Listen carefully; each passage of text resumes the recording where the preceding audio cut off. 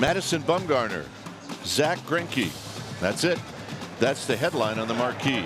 That's all you need to know about tonight. Two of the best arms in the game are squaring off, so just sit back on your couch and enjoy. It's Bumgarner and Greinke. It's the Giants and D-backs, and it's next.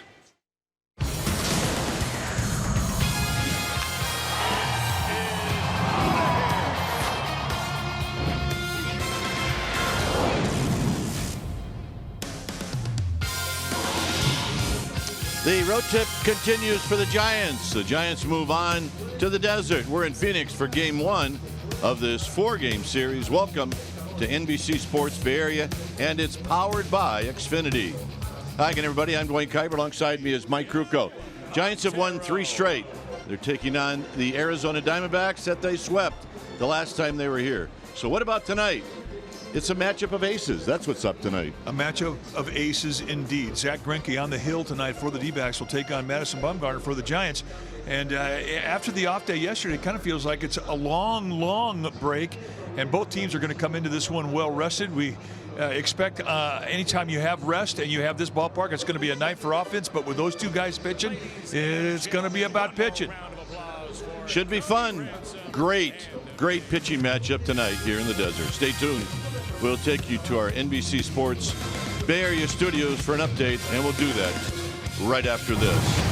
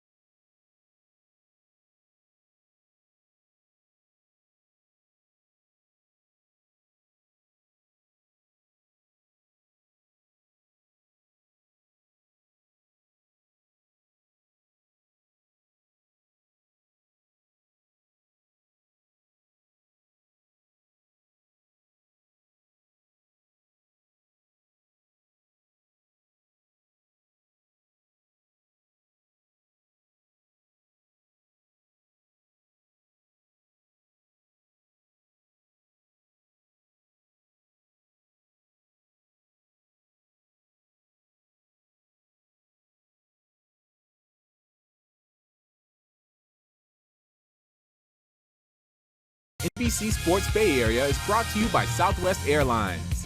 Low fares, no hidden fees. That's transparency. And by Jack in the Box. Try the $5.99 Jack Spicy Chicken Club Combo with toasted sourdough. New from Jack in the Box. Back in the desert for 4 games. Our game time weather is presented by the Santa Cruz Beach Boardwalk. Get to the beach. The admission-free boardwalk is open daily. 106 outside, inside 83. See the humidity and the roof is closed. D-backs have taken the field, so let's take a look at the Giants lineup, and it's brought to you by Southwest Airlines. It'll be McCutchen, Posey, and Longoria. Crawford will hit cleanup. Then it's Hernandez, Panik, and Slater. Duggar in the A spot. Bumgarner ninth. On the hill tonight for the Arizona Diamondbacks will be the 34-year-old right-hander, Zach Greinke. Greinke, a 14-year veteran, 22 starts this year. He's having a solid season, 12-5 with a 2.96 ERA. 136 innings, 143 strikeouts against 24 walks. He has been fantastic. Against the Giants lifetime, 12-2. And when you take your bats against him, you're going to see a fastball that'll be right around 90, 92-ish. He can sink, he can cut it. He's got a curveball. One of the best pitches he has is that slider. It's his strikeout pitch. He'll also throw a changeup, and he will indeed throw anything at any time. He has exceptional command. And let's take a look at the defense playing behind Zach Greinke tonight, starting in the outfield from left to right. Diamondbacks are lining up with Peralta, Pollock, and Souza, the best arm in right field with Souza, Ahmed, and Escobar. On the left side, Giants' first chance to see Escobar, the newly acquired third baseman. Marte Goldschmidt on the right side, and Jeff Mathis, he'll be in the squad, putting down the signs.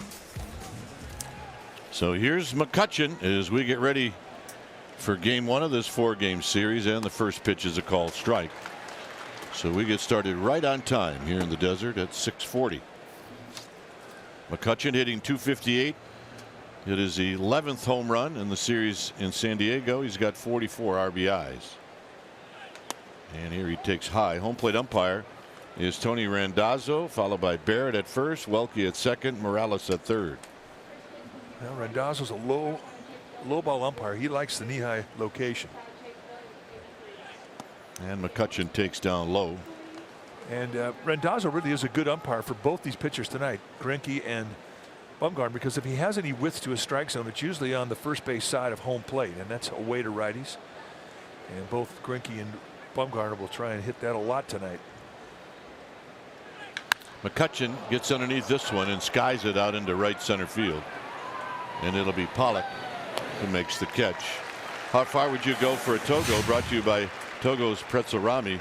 Mentioned the home run Tuesday, 11th, off of Clayton Richard. And you see the exit velocity 102.2 miles per hour.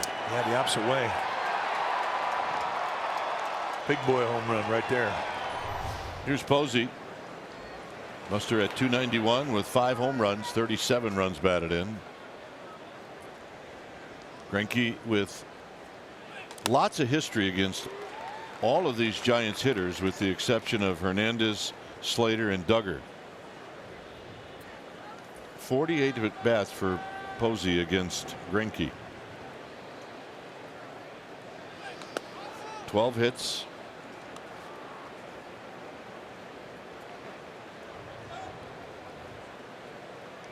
And one of those hits a double, with Longoria to follow.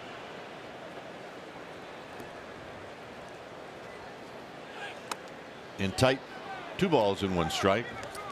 You watch Greinke, and it really is an example of one of the best command pitchers in all of baseball. And he'll be between the catcher's knees all night long. I mean, he's a dart thrower. Posey flips one out to right, but Souza's there and he makes the catch. 2 outs. And here's Longoria. Third baseman, number 10, Evan Longoria.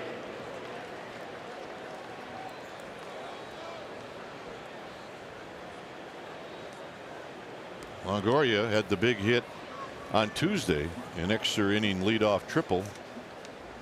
And he eventually scored on a Crawford 2-out hit, and the Giants won the ball game. Here he takes a strike. Hitting at .250.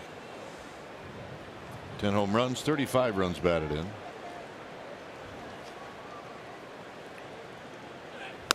Swing. Ain't gonna miss. 0-2.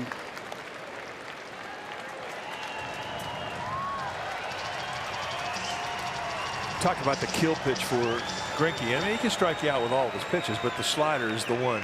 Straight down biter, very quick, and he seldom hangs it. If he misses, it's usually below the strike zone. Out of play.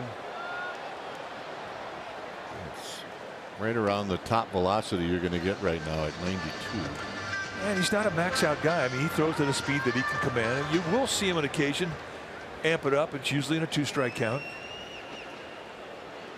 But basically 90, 92-ish.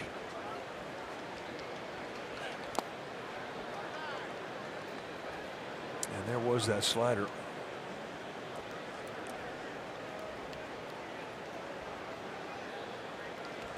Giants have won 3 straight. They're still trying to play catch up with their road record. Down the left field line, foul. A high location mistake there from Greinke. He got away with one there. Yeah, they're just happy if those stay in the park. They're probably even happy if it had been a double. Such an unforgiving ballpark when you miss high.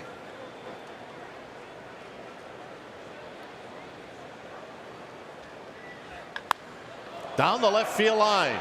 Fair or foul? It is out of here.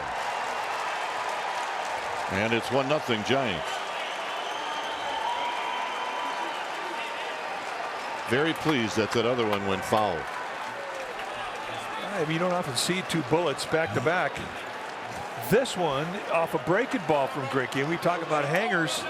If you make a mistake up with any of your pitches, you are vulnerable. Let's take a look at the hang and breaking ball from PitchCast. Is brought to you by SoFi, a modern finance company that hangs just above the knee middle end. And Longoria, almost like he knew it was coming. Home run number 11. So here's Crawford. Crawford takes a strike. He's at 285 with 10 home runs, 43 runs batted in.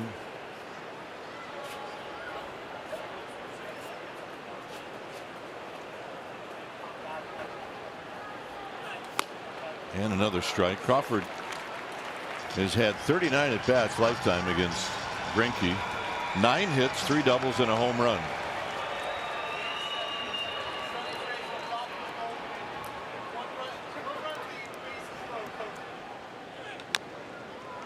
It's great. You hit a home run. You are the most popular guy on the bench. Hey, you can pick who you want to sit with. Longoria has chose to sit with himself. Well, that's after he got through shaking everybody's hands twice. Yeah.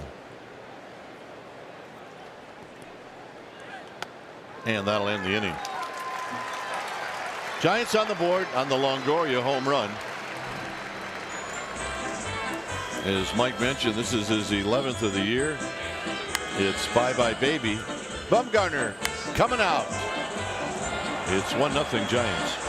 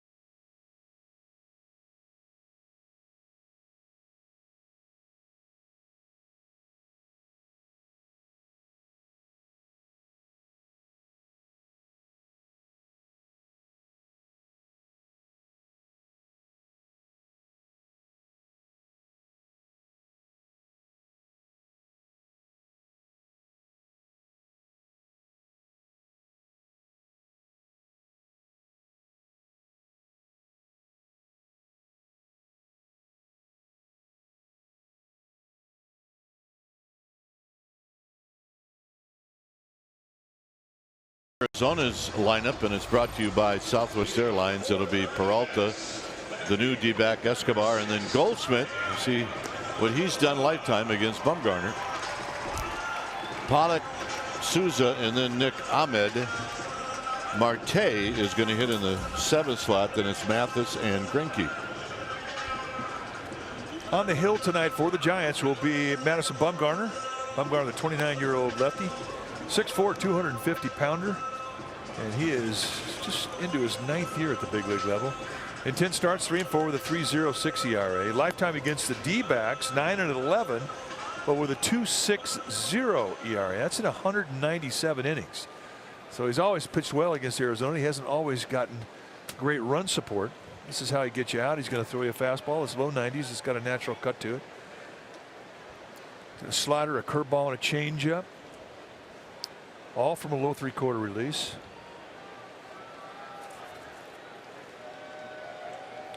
For Bumgarner, this is the 32nd time he's pitched against Arizona. And Peralta takes a pitch high, and hit at 285. Solid year, 16 home runs, 53 runs batted in. With Escobar to follow. Swing. He ain't gonna miss. 1 ball and 1 strike.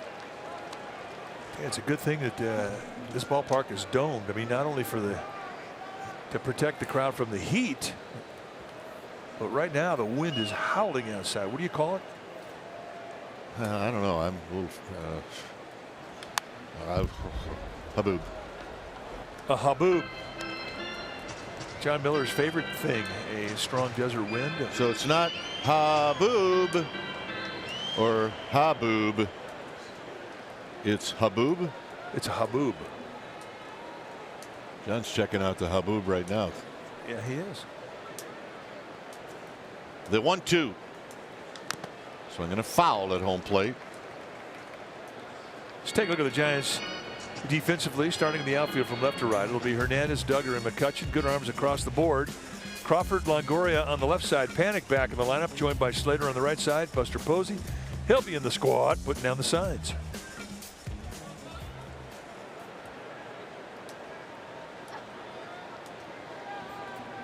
The 1-2. Past Slater down the right field line. Remember, Peralta can run, and he's going to put on the brakes. It's a double.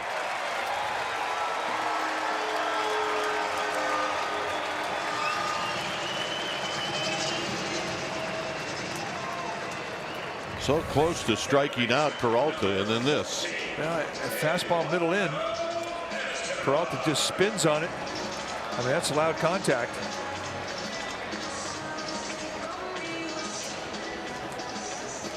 Now the Giants are going to take a look at Eduardo Escobar for the first time.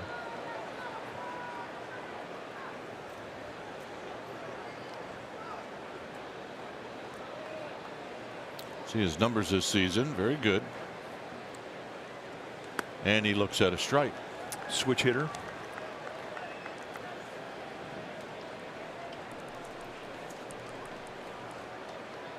Has faced Bumgarner before, just 3 at bats. He's 1 for 3.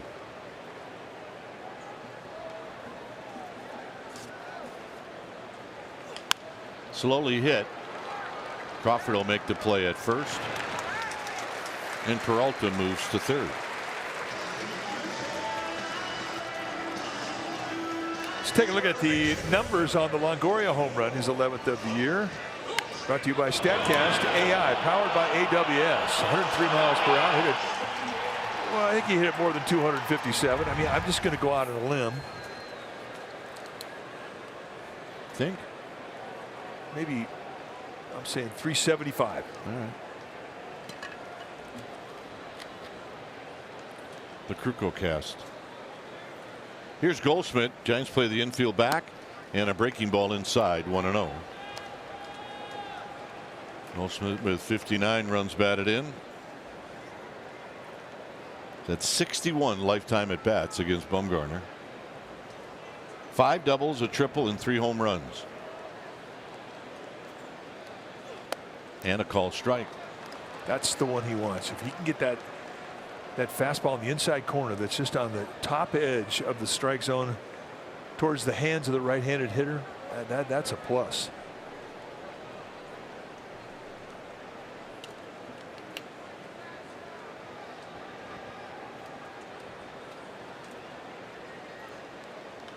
Foul back. It's 1-2. So now you can go for the strikeout. Well, and he's got a number of things he can do. He can try and backdoor a big slow curveball in the outside corner. He can try and go above the hands with the fastball. He can go back foot slider with towards and put it in the dirt towards the back foot of Goldschmidt. A lot of options here. In tight. So back foot slider. From Bumgarner's low 3/4 release, that breaking ball, when it's coming into a right-handed hitter, it's big, it's flat, but it's a big break. And when you're in the batter's box, you swear that the guy playing second base is throwing it to you, not the pitcher. Infield now comes in, and it's inside. It's 3-2. So two pretty good takes from Goldschmidt's perspective to run the count full. When you're pitching for the strikeout mode, you got to be careful not to walk people.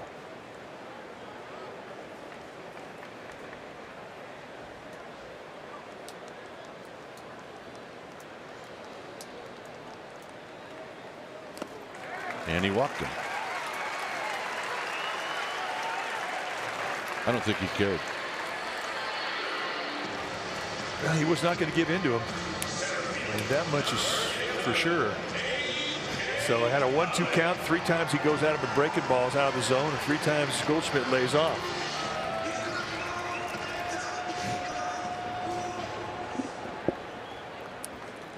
Here's Pollock, who's a guy that's had just as much success against Bumgarner as Goldschmidt. 4 doubles, a triple, 3 home runs.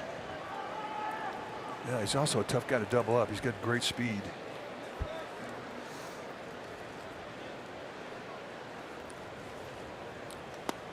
And it's low, and this is a fast infield. Anyway, it really works to double up a guy like Pollock, is if you hit it hard right at the infielders. You know, and preferably a shortstop more than a third baseman.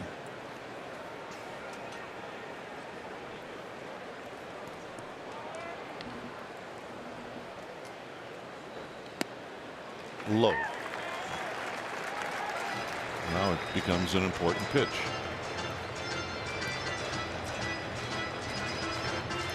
Souza, who's on deck, has never faced Bumgarner before. Well, that's advantage Bumgarner.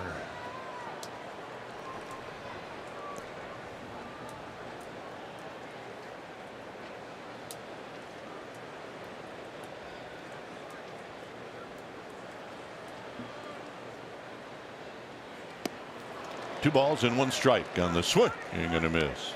He's just not going to give in to him.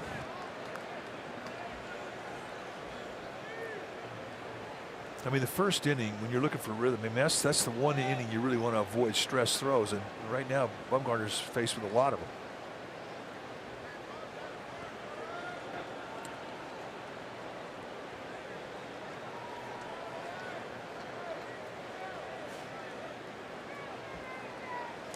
In the dirt, 3-1.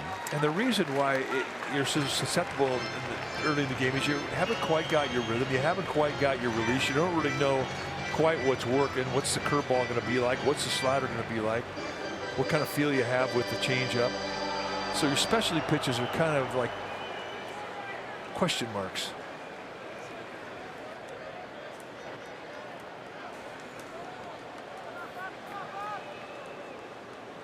Pay attention to Goldschmidt. Make sure he's stopped before you come home. And he called it high.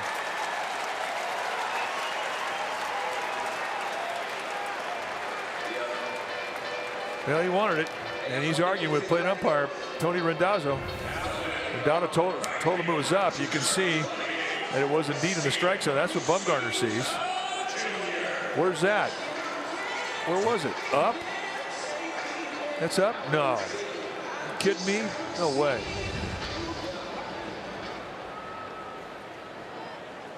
Souza, 243, a couple of home runs, 15 driven in.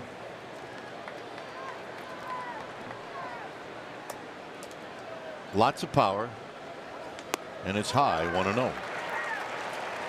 One thing you have to do, though, is you have to, if you can be mad, you can be frustrated, that's fine, but get over it quick. You can't let that missed strike affect your next pitch.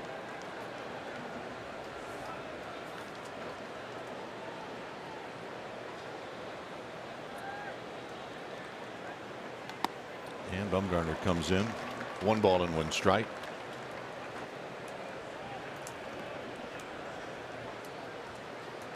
It's Peralta, Goldschmidt, and Pollock.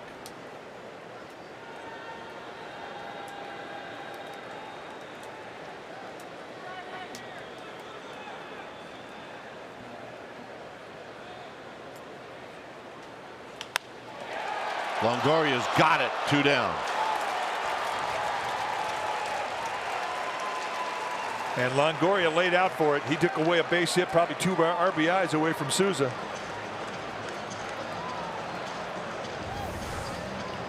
Watch in the left hand, a couple steps and then sprawl out. Well, from Bumgarner's perspective, you want to call timeout and go give your third baseman a hug.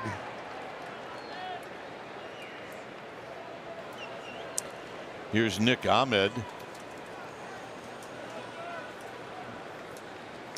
Ahmed at 241, 14 home runs, 53 runs batted in.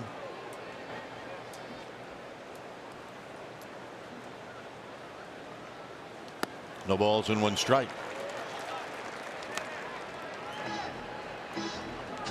Ahmed against Bumgarner, 7 for 28.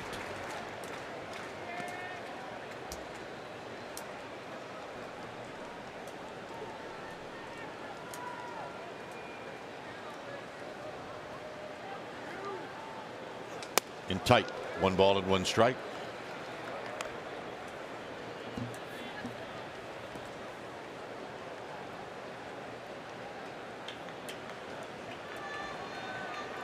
.23 pitches now for Bumgarner.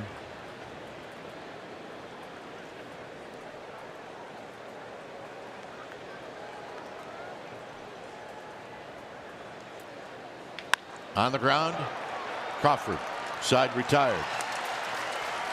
Bumgarner's going to have a word with Tony Randazzo.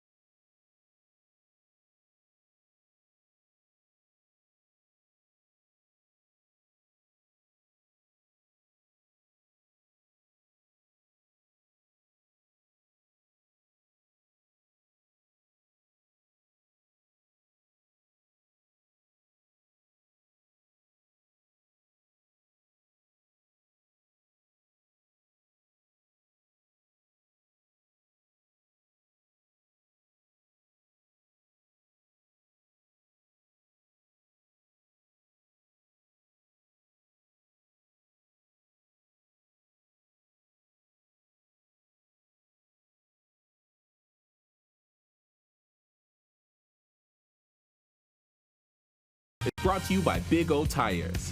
Tires, service, straight talk. Big O Tires, the team you trust. Giants with a 1-0 lead on the Longoria home run, and here's Gorkys Hernandez to lead things off. Gorkys in his history against Greinke, just 2 at bats. He's 0 for 2. Panic and then Slater.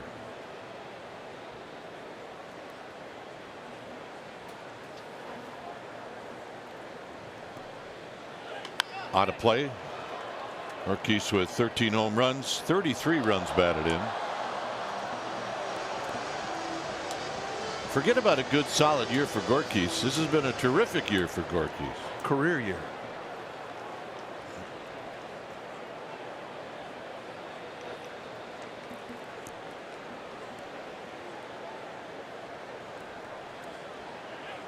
In the dirt, 1 and 2.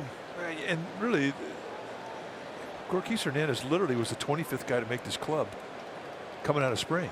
He had no home runs last year, and he really had to have a great spring to make it. He hit all spring. He earned the right to be on that team, and then given the opportunity with injuries, he's really taken advantage of it.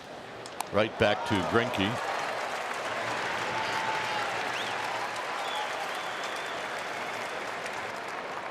Well, next Saturday, join the Giants for a historic event as Bonds number 25 will be retired during the pregame ceremony. Come out early to pay tribute to Barry. The ceremony is going to start at 5 o'clock, and there'll be a lot of special guests, surprise guests coming to pay tribute to Barry. First 20,000 fans will also receive a Bonds number 25 cap presented by AT&T. Go to sfgiants.com for tickets. I'll tell you some of the people who will be in attendance. Panic on a fly ball to left.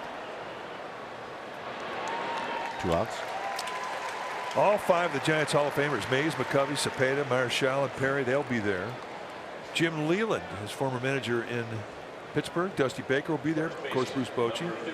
And former teammates Rob Nin, Kirk Reeder, Will Clark, Royce Clayton, Eric Davis, and Bobby Bonilla. They'll all be there. Gates will open at 3:45, so be sure to be in your seat early. And one point that I think we have made and probably should make it again is Giants just don't retire numbers.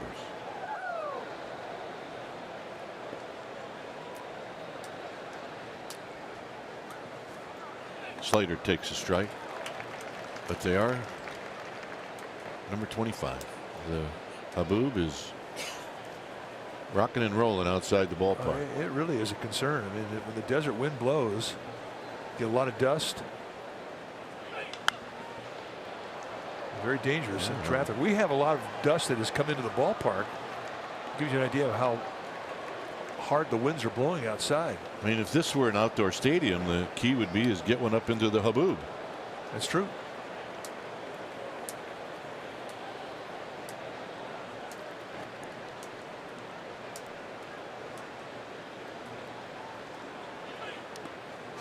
It's always interesting to watch how young hitters like Slater and Duggar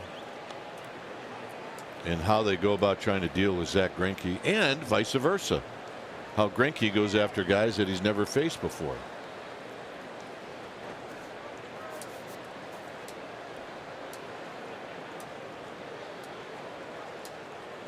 Except this guy, he doesn't care. Yeah, that's the hot dog guy. There's always one wiener guy in the ballpark. Oh, that would be him. Hey, hon, you dressed for work? Yep. You got your wiener hat? Yes, I do. Well, you're good to go. I can see you years ago playing in the golf tournament, what it's called, the hat tournament. Oh, yeah. Yeah, that would have been yours. I could, yeah. I'd have tried. Although it's working for him. Love for bread, pound of meat, all the mustard you can eat. Get your red hot, red hot, red hot, red hots. Ahmed. Side retired. Bumgarner coming back out. Marte will lead things off. Tribute to the wiener guy.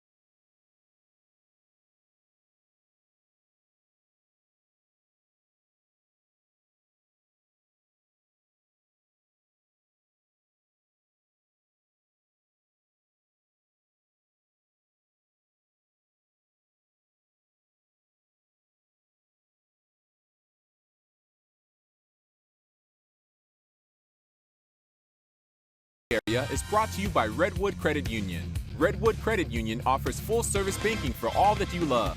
Federally insured by NCUA. Here it's 1-0.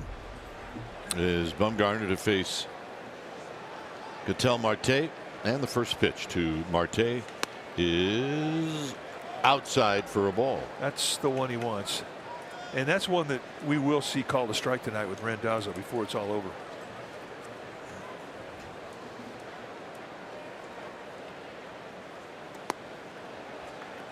No swing on the appeal. 2 balls and no strikes. Mathis and then Greinke.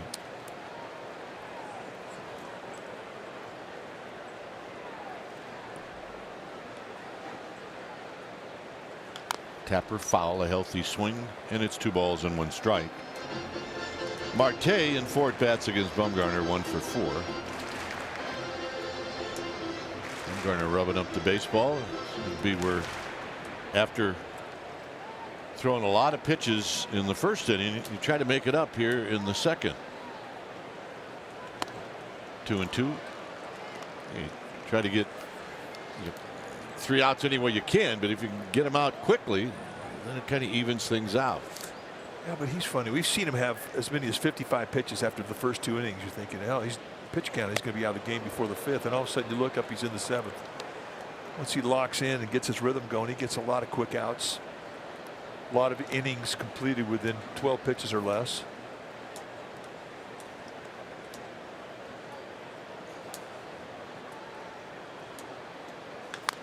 Foul, third base side. This game is available to stream on NBCSportsBayArea.com and the NBC Sports app for mobile or tablet. Stream the Giants on the go wherever you are. Brought to you by your NorCal Honda dealers.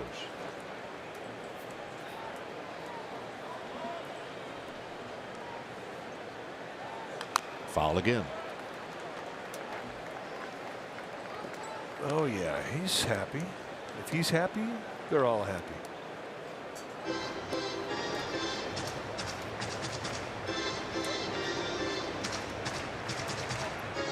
Yeah, Grandpa's in charge of the peanuts. Goober Patrol. 3-2.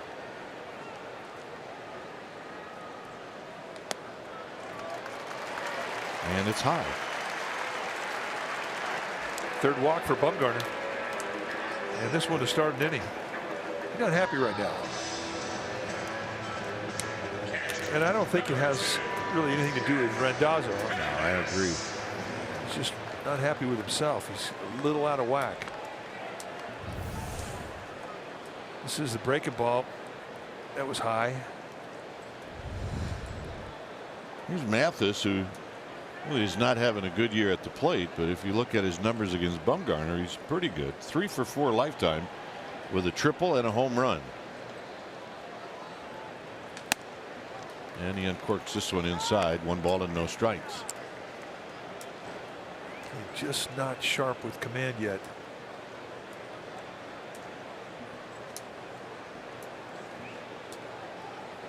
Diamondbacks have 3 catchers. The only team in the National League that can make that claim.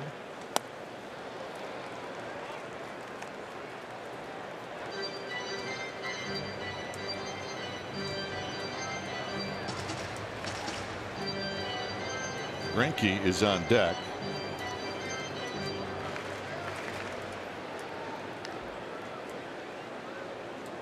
So a ball and a strike to Mathis.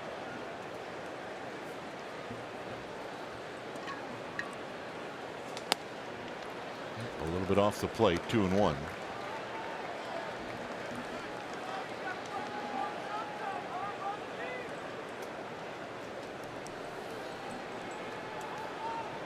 Crawford in panic, looking for a double play ball.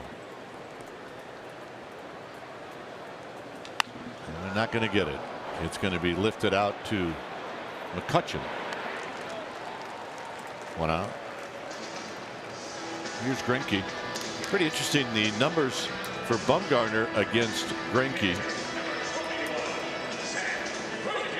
Is a hitter. Bumgarner's 2 for 10 against Greinke. Both hits home runs. Greinke against Bumgarner is 3 for 11, 2 doubles.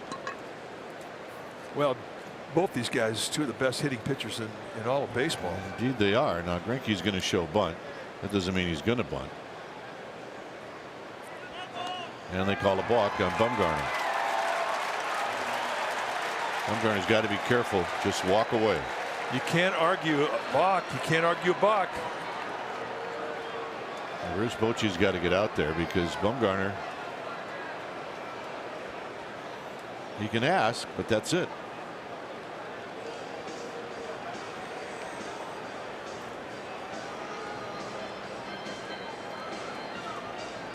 You can't argue. What they said that he did is when he lifted his right leg up, he brought it back across the rubber towards center field. And once you do that, you can't go to first.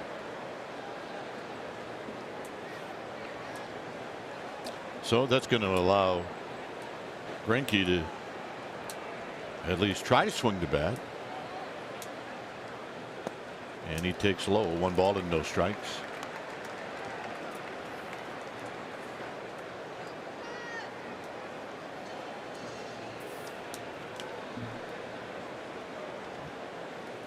Bumgarner is 2 for 9 with first pitch strikes.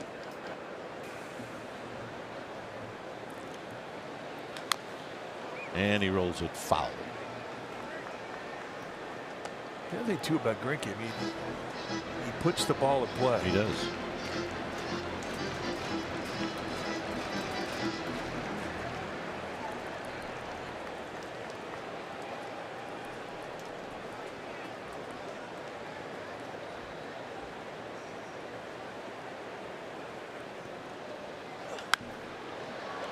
Out of play, it's 1-2.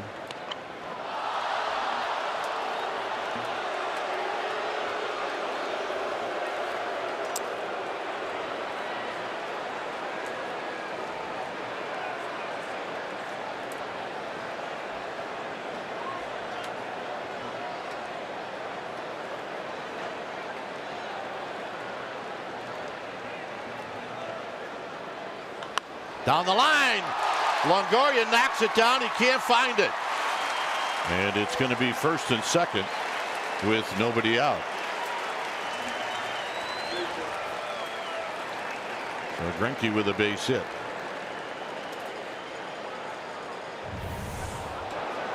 Two-strike count.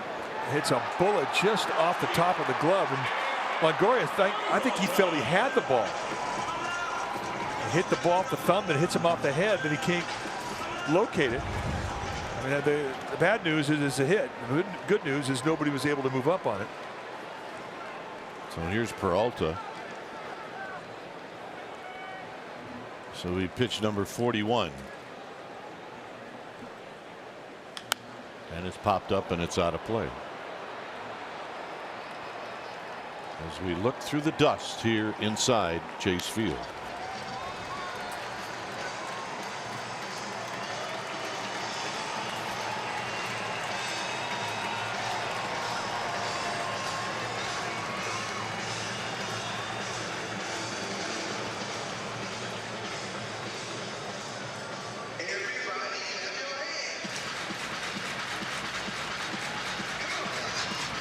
So Buster goes out and has a word with Bumgarner.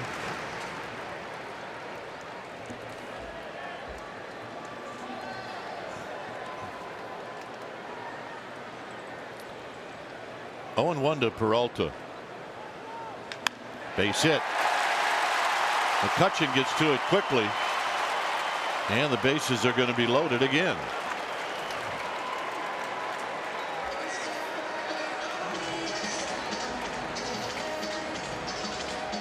Well, they catch a break. Jeff Mathis did not get a good jump. It's always nice to have a catcher who's got average speed at best being your lead runner.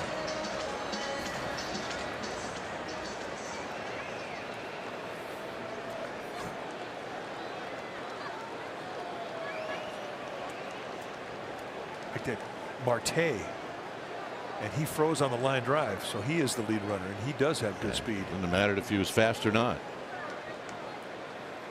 So here's Escobar, and once again Bumgarner looking for a double play ball.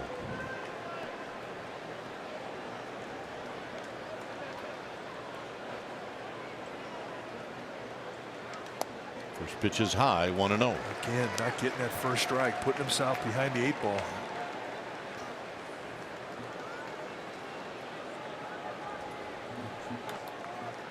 Escobar is not going to think about a corner here. He's going to think about a fat pitch, something he can get in the air to deep enough to score the runner from third. That's going to be foul. So it's 1 ball and 1 strike.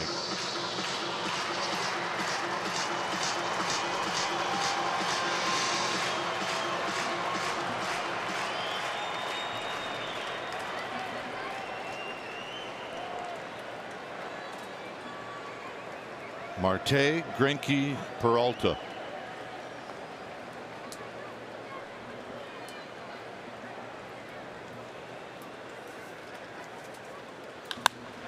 Hit out into left center field. It'll be Duggar who'll make the catch. This game is tied. As Escobar is going to come up with a sacrifice fly. Yeah, and a nice at bat.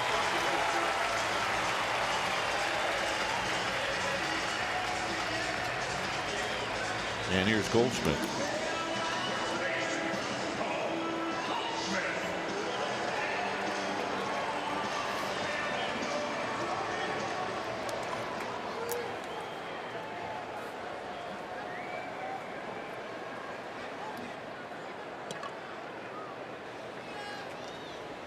So here's Goldschmidt.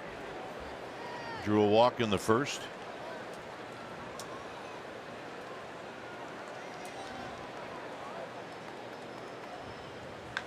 And he hooks it foul, and it's 0-1. Well, that's one way of getting strike one. Well, you'll take a loud strike. Not a problem. 46 pitches here in these first 2 innings for Bumgarner.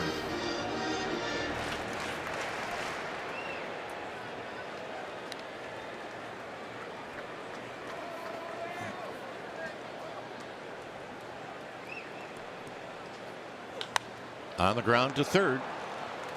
And this will end the inning. So Bumgarner does what he needed to do, and that's limit the damage. It's tied 1-1.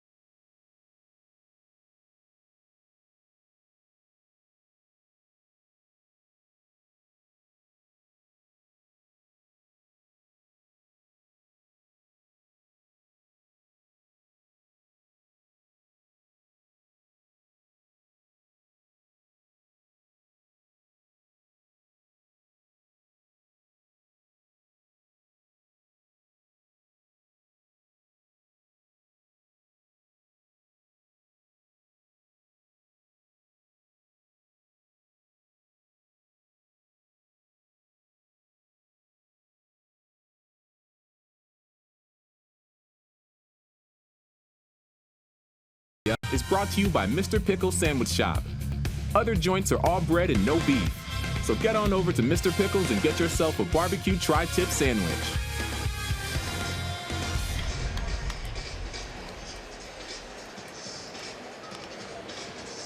Here in the desert, it's a 1-1 ball game. D-backs have had many opportunities in this game. The Giants haven't had any, but yet it's 1-1. All right, time now for our Mercedes pivotal play. We go back to April 2nd of last year here. Madison Bumgarner against Zach Greinke. Had a 2-home run day. At the top of the 5th, he got Zach Greinke. Then he got Andrew Chafin in the 7th. Became the first pitcher in Major League history to hit 2 home runs on opening day. At that time, we thought he was going to hit 60 home runs. Yeah, and he got on a dirt bike. So here's Duggar. And that changed it. It did. Duggar facing Greinke for the first time. Takes a called strike. If you're a rook and you've never faced Greinke before, and he gets out in front of you, now you don't know what you're going to get. Foul, nothing in 2. Well, I mean, with nobody on base, leading off an inning, it's not a bad thing to take a pitch to just see it come out of his hand. But I mean, you are giving up probably the best location pitch you're going to see from Greinke. Is he's going to challenge early in the count to try and get 0-1. After that, it's all corners. And a broken bat ground ball to Marte.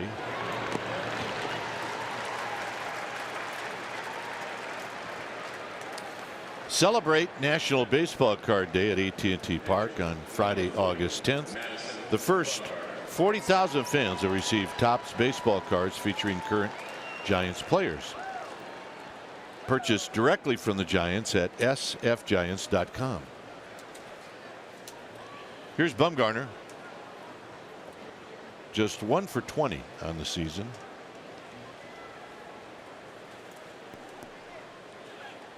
And he takes low and away, 1-0. As I mentioned earlier, 2 for 10 lifetime against Greinke. Both hits, home runs.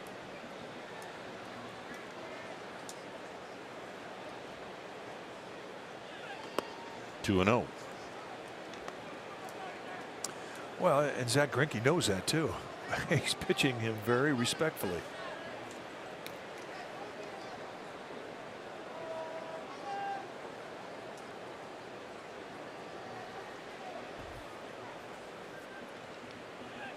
And a strike. He did not come in with a fastball. And 2-0 slider. Respectfully.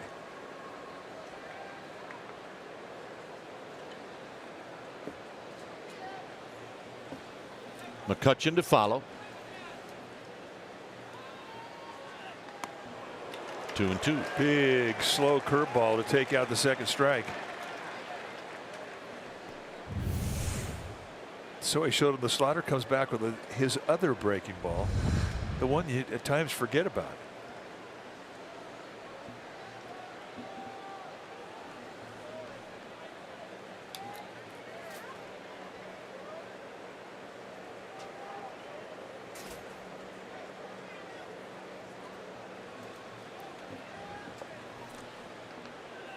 Two, got him.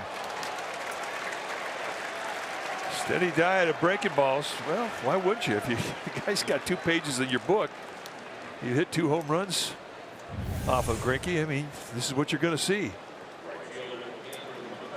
Right over the top, high 3/4, 12-6 break, second strikeout. I think Bum wanted to say something to Greinke. Yeah, like how about a fastball? Like, how about I threw you one? Exactly. That's exactly how you think. Here's McCutchen, who hit a fly ball to center field in the first. Hit it well. He threw him one with a runner in scoring position. And a strike, and it's 0-1. Telling you, he wanted to say something right here, but Greinke turned around. Then he mumbled all the way back. Well, he mumbled exactly what you said. I threw you one.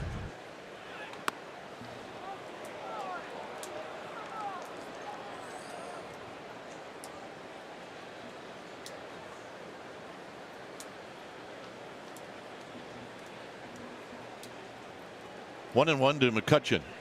On the ground to third. Knocking it down as Escobar recovers and throws. And that'll end the inning. Nice play. It remains 1-1.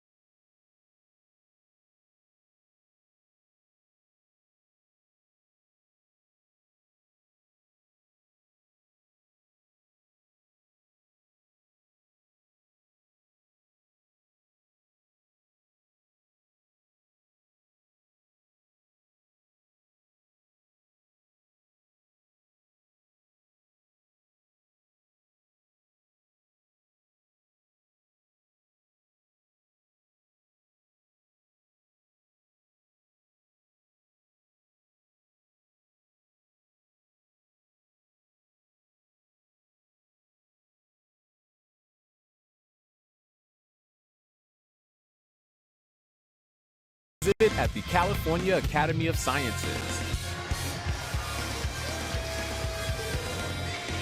It's a 1-1 ball game as we head to the D-backs half of the third inning. It's a Panda fan. Yeah. We have some bad news. Yeah, that was bad news today.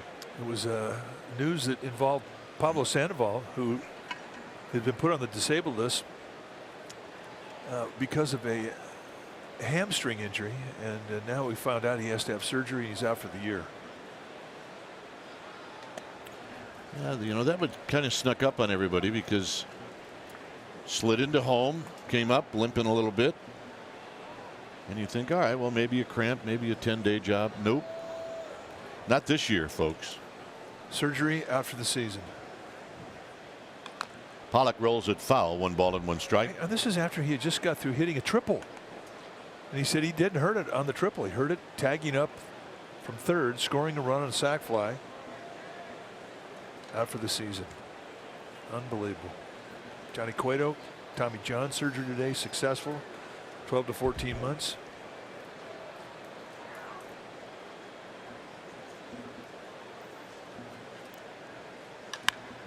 Hit well down the line and foul. This was the play we're talking about. Remember, he hit a triple, and this was him tagging up. And it's one of those athletic injuries where there's no contact, there's no twisting, there's no turning. Surgery. Yeah, when we saw him in San Diego before they had made the decision, he said, yeah, I should be all right. I mean, he really thought that he was going to come back this year. And all of a sudden, surgery. Well, it might not just come back, but fairly soon. Pollock out swinging. First strikeout for Bumgarner. And that looks like the old Bumgarner. Well, I mean, we've seen it before. He'll go 50 pitches and he's all of a sudden out of whack, and then bingo, he clicks it in. And the next thing you know, you're in the 7th inning. Let's take a look at the kill pitch. 1-2 count. He goes below the zone, and he gets Pollock to fish. So Pollock's thinking, I got a chance for a home run. Winds up with a strikeout, rough at bat.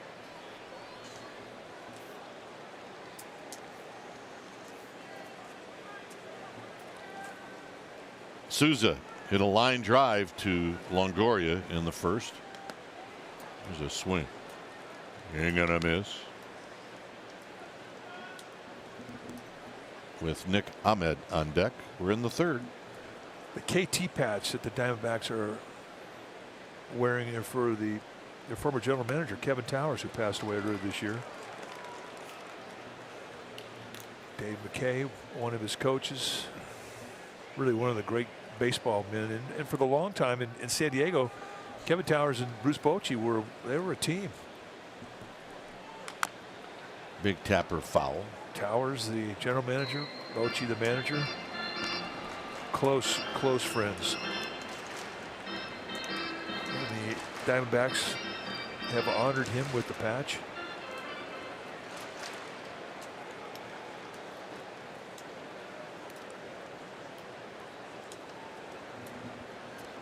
Oh, and 2. 1 and 2.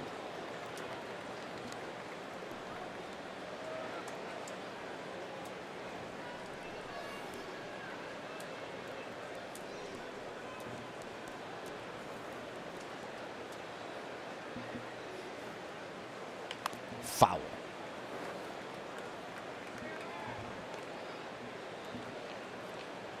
D-backs are 7-3 in their last 10 games, and it's a little unusual for a team that's tied for first with the Dodgers. They're only 2 games over 500 at home. And Souza goes around, 2 down. That's the Bumgarner we know. Well, you know, he's throwing the ball, and it's more deceptive down. And when he gets it rolling, a lot of strikeouts he'll get will be the breaking ball below the strike zone. Yeah, he'll make Buster work on blocking those breaking balls. That's something he was not really able to do early in the game. The first 2 innings, he was missing a lot upstairs. Ahmed rolled out to Crawford to end the first. And he takes a strike, and it's 0-1.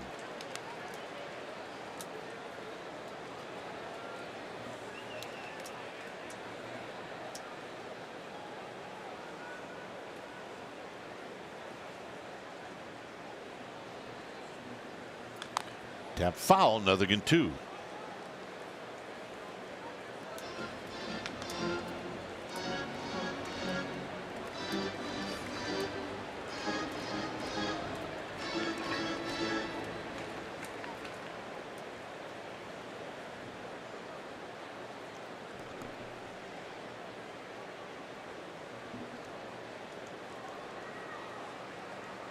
Defense pretty much straight away against Nick Ahmed.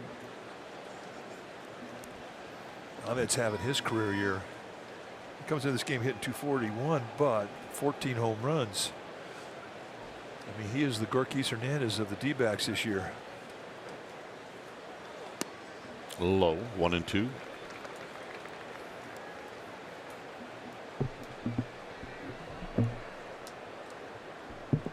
Yeah, that's a good call. I mean, both first and foremost known for their defense.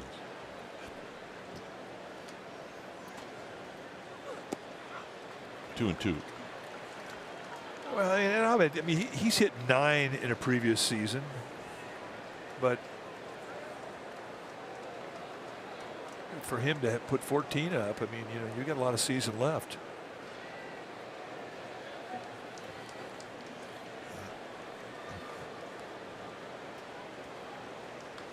Tap foul on the breaking ball, so we'll do it again.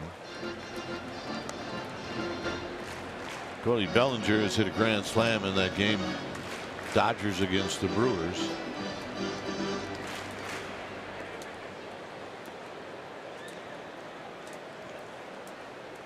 It's 7-1. LA leading Milwaukee. That game in the 4th inning.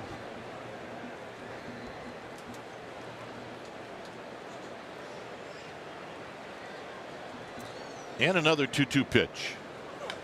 Hit well into left center field. Hernandez on the move. It's off the bottom of the wall. So Ahmed is going to have a 2-out double.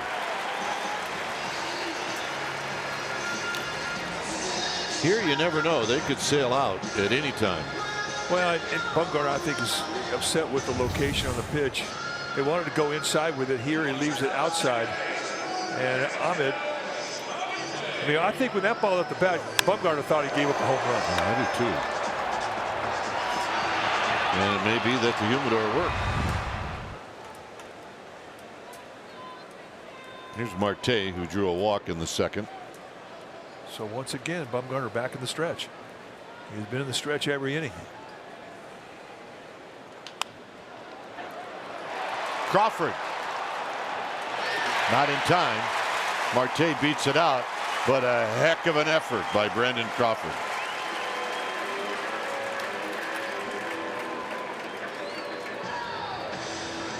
Just stopping this ball from going into left field. That's the play.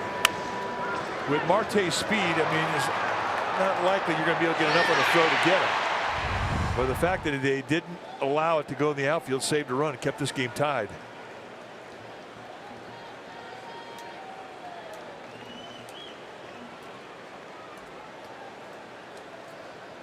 So here's Mathis, who hit a fly ball to right field. And a swing. Ain't gonna miss.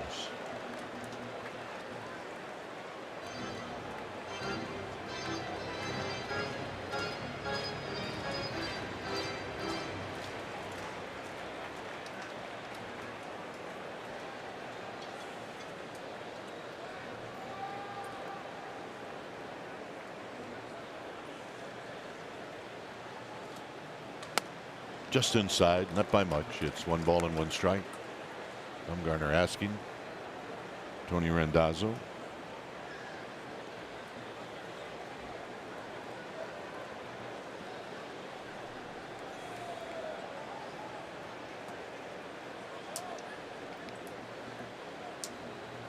Bumgarner gets the sign from Posey.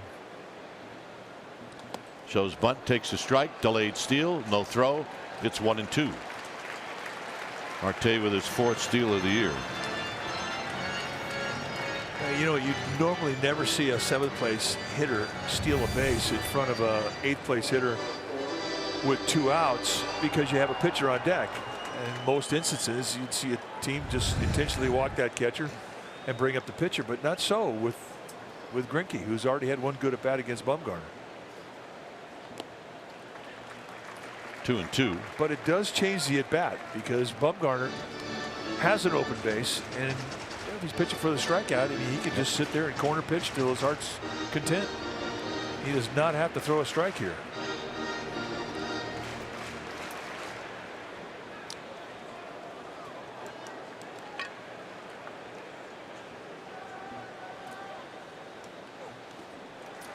And he might not. It's 3-2. Next pitch will be number 70.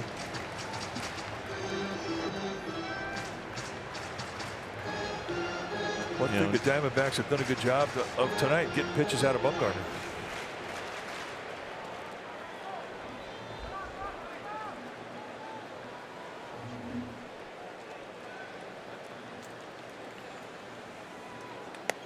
Got him, and that'll end the inning. He does it again. He gets out of the jam. It's 1-1.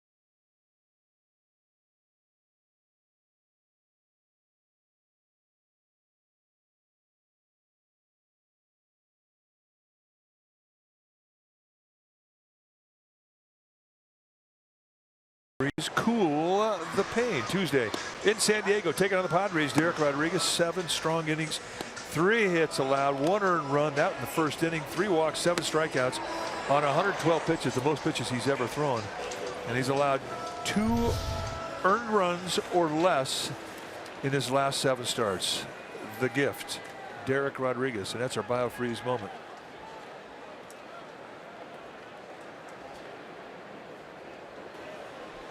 Here's Buster Posey to lead things off. Buster hit a fly ball to right field. And he looks at a strike. So it looks like Derek Rodriguez will open up at home against the Houston Astros. So Derek Rodriguez gets an all-expense paid vacation to Phoenix, Arizona.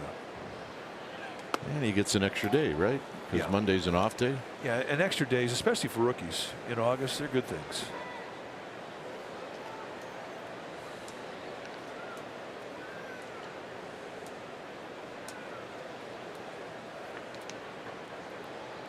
I can't even say Giants fans travel well to Arizona because most of them live here. Including half the team. They're not from Georgia or North Carolina. They're from here. It's true. Posey taps it off his foot. It's 2-2.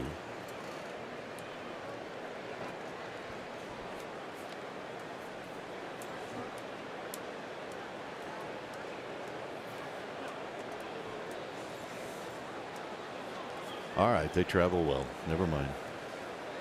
Well, anywhere in the National League West. I mean, every time the Giants go on the road to LA, San Diego, Colorado here, Giants fans are going to come. Up the middle. Karam's off of Greinke, and Buster's going to have a base hit. I can't remember the last time he had an infield hit. No. This was what Longoria did in the first inning. Watch how you wait and hit a curveball. Instead of 2-strike count. Saw it, kept his hands back, and unloaded. 100-mile-an-hour bullet, hit at 387.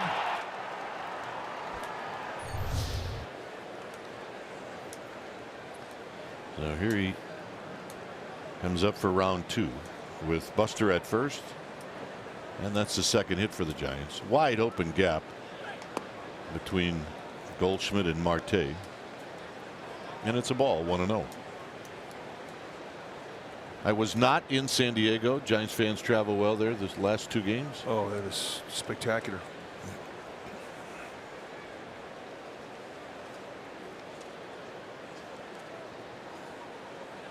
Swing. You ain't gonna miss.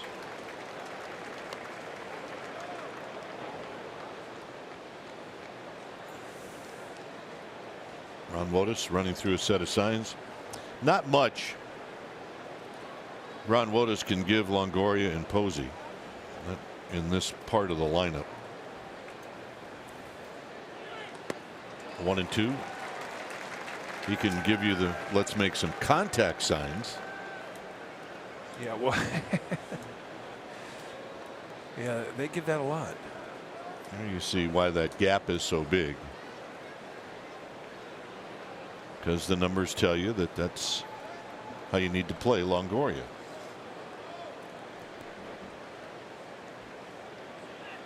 Tapped third base side, and Mathis is going to throw him out. He makes a nice play. Posey in scoring position.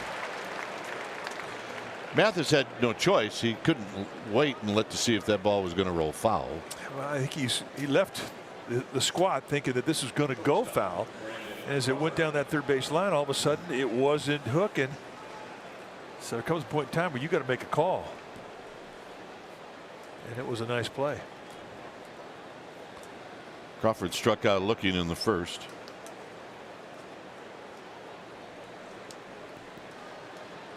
If you're going to make that play, you better have some strong legs. If you're going to beat Greinke, these are the spots where you got to come up with a hit. Not necessarily Crawford, but Crawford, Hernandez, or who's ever following Crawford.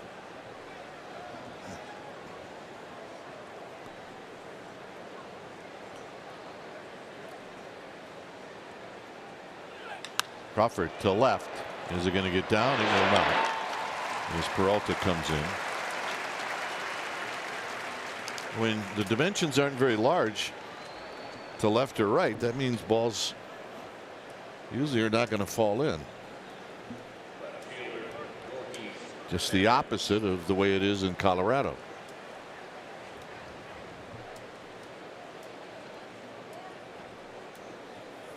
Here's Gorkis, who rolled one back to Greinke.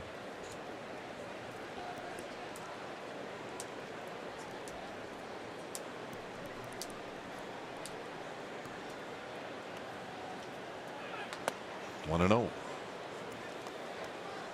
You know, we always define Arizona as spring training Arizona, when the air's thin and the ball carries, and we thought when they opened up a franchise here it was going to be a tough place to pitch, which it was.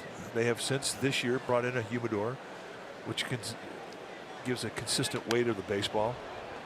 Baseball, by definition, the rule book can be 5 to 5 1/4 ounces, and all they try to do with the humidor is keep that weight between those numbers. If it, you get lots of baseballs, if they sit, they can dry out.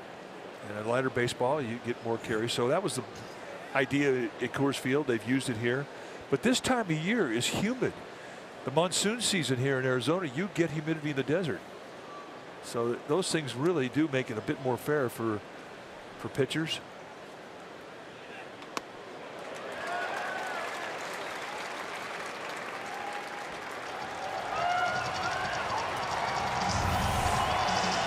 Big curveball. He kind of stretches it out there in the outside corner, gets a call. That's the side of the plate you see most leniency with Tony Randazzo's strike zone.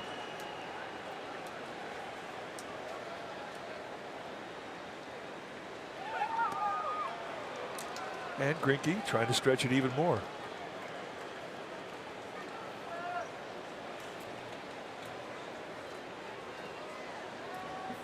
So it's 2-2.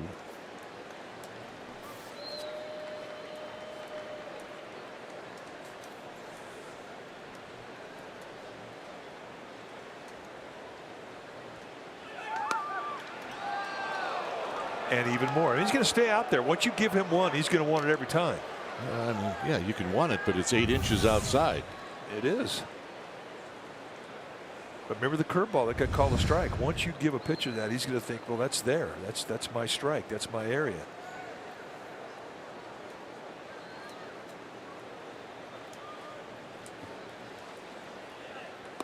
Got him. Pull the string. 1-1. It's time to test your musical knowledge as we play State Farm.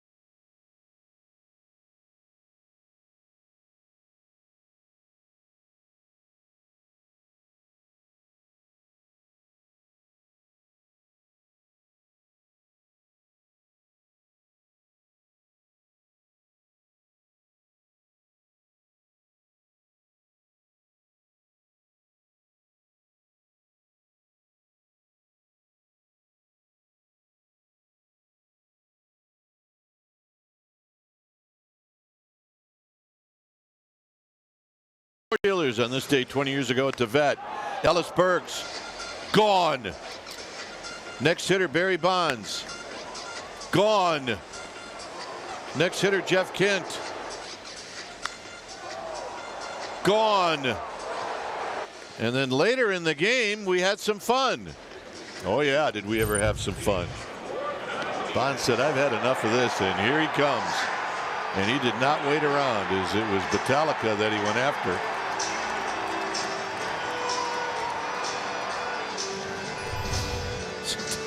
Dusty in the middle of it. Ricky Metallico. So 20 years ago. Who threw hard, by the way. Yeah, he did. I didn't see Barry wait around too much, did he? No, and he knew it was going to happen. He called it. He says, if he gets me, I'm going out. Here's Greinke. Greinke takes a strike.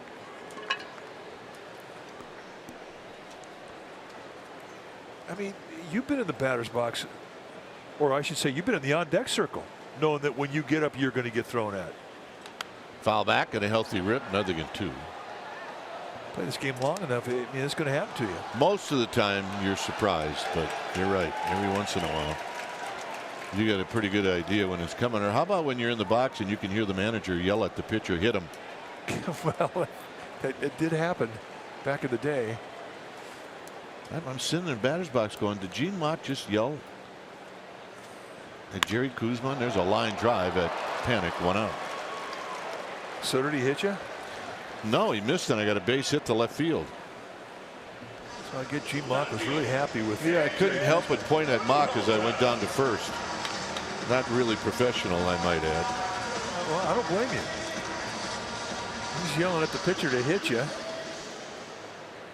I think it hit the next time up, though. What'd you ever do to Gene Mock? I don't know. I ticked him off somehow. Here's Peralta, who's 2 for 2, and he hits a sharp ground ball, and Slater's going to knock it down. And the best he can do is keep it from being a double. Peralta's 3 for 3. Not too many left-handed hitters can make that claim against Bumgarner.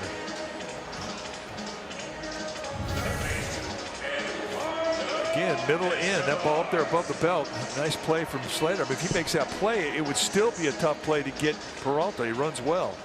But once it kicked away, no chance. But it did, as you pointed out, prevent a 2-base hit. I guess it's going to be one of those games where nothing's going to come easy for Madison Bumgarner. I agree. Back in the stretch. So here's Escobar, who's 0 for 1. And he hooks this one foul.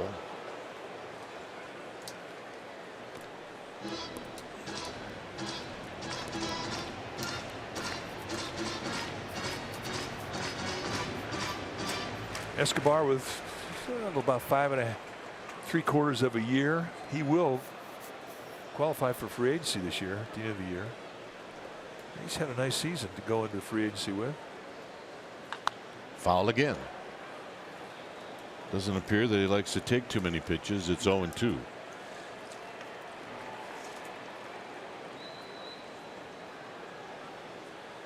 Well, with 369 at bats this year, he's got 34 walks. Well, it's average.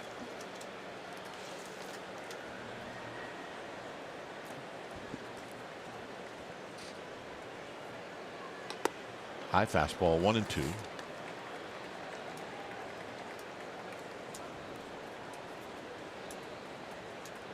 Diamondbacks lost Jake Lamb, their third baseman, to injury, shoulder injury. He's out for the year.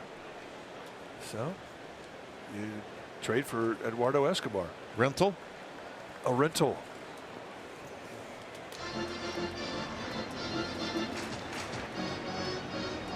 Torlavella, the skipper for the D-backs.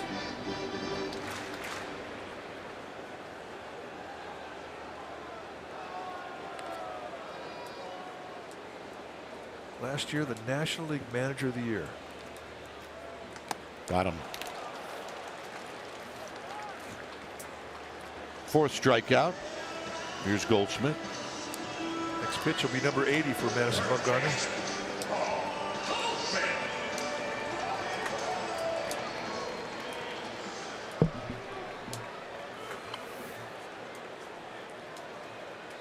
I don't think he cares right now, to be honest with you.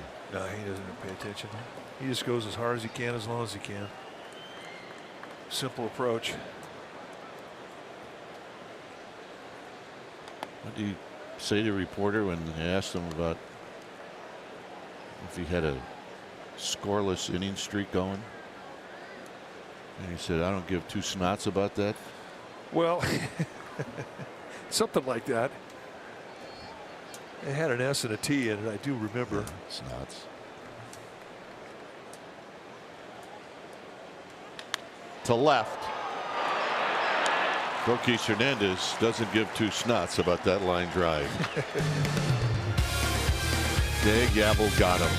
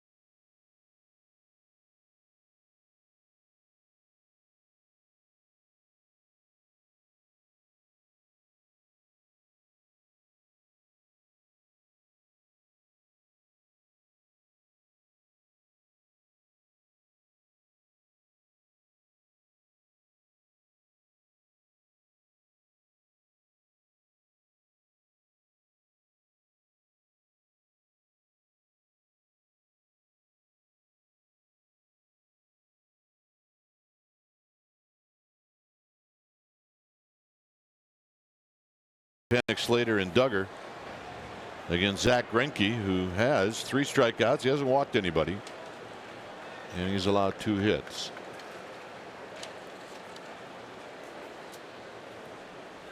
Panik saw 1 pitch, and he had a fly ball to left field. That happened in the second. Here he takes a first pitch strike.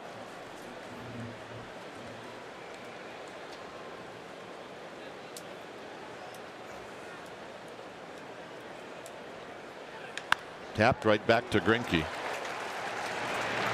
1 out. Well, Thursday, August 9th is the annual Jerry Garcia Tribute Night at AT&T. Your special event package will include a Jerry Garcia t-shirt commemorating his national anthem performance at Candlestick, and a ticket to see the Giants take on the Pirates. Go to sfgiants.com/special events. I want to get that. I want to get that. I want to get that.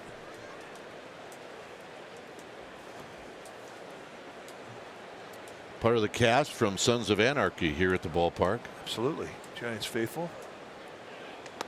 Slater, tardy.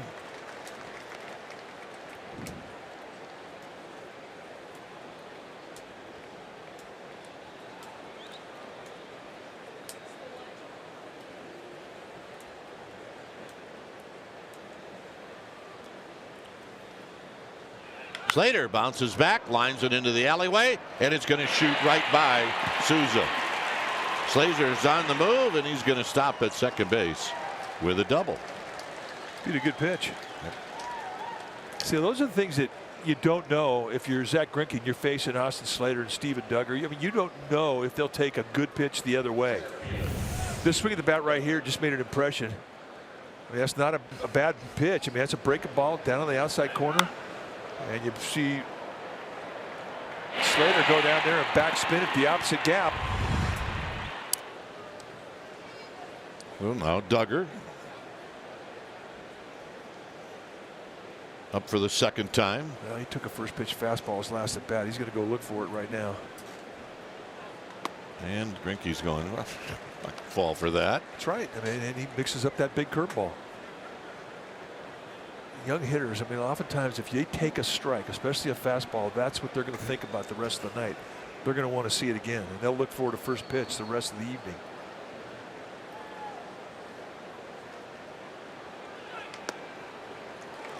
And then there's the fastball. Well, and he's thinking he's getting outguessed right now.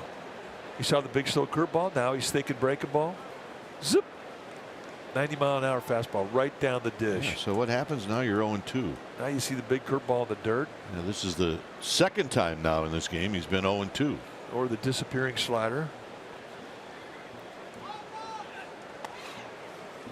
Now there was the curveball. That was really one of the biggest misses from a target we've seen Greinke have tonight.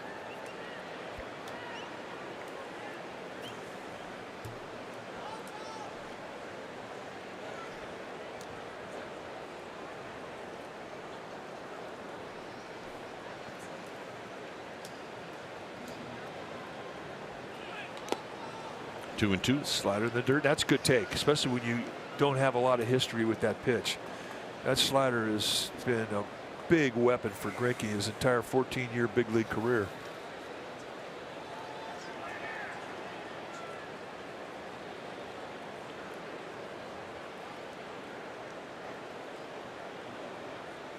Slight play to pull with Nick Ahmed, the shortstop, close to second base, defending the middle.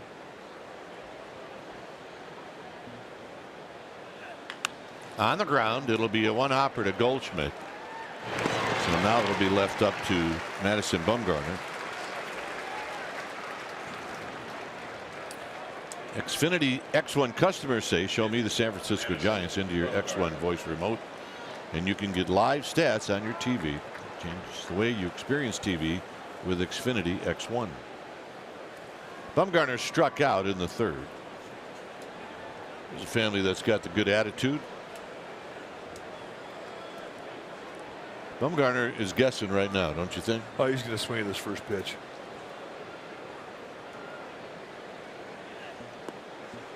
Unless you throw it 2 feet outside. Yeah. That's a pretty easy take right there. He saw a steady diet of off-speed stuff and curveballs and sliders in his last at bat, and he wound up striking out on it.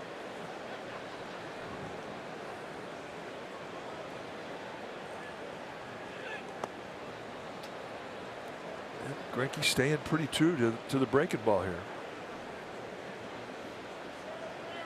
But I got to believe this is going to go in the strike zone. And when he has to make a pitch like this, this is when he uses that slider a lot.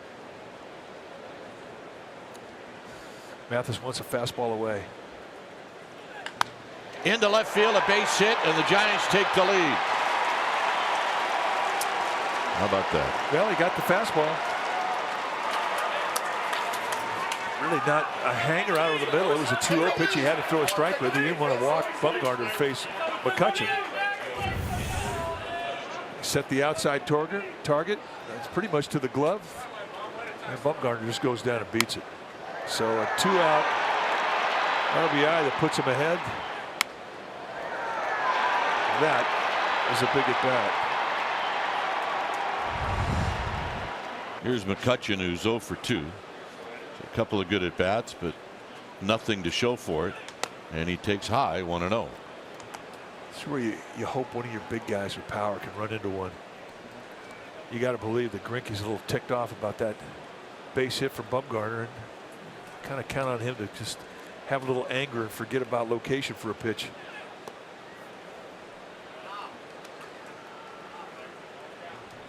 Another 2-0. 2-0 counts. You mean you could zero in on speed. You could look for a side of the plate. You could look for a particular movement. I mean, you could get selective. You're going to get that steak just how you want it. Center field. It looks like it's in the park. Pollock, side retired. Giants on the board. Bumgarner knocks in a run. It's 2-1 Giants.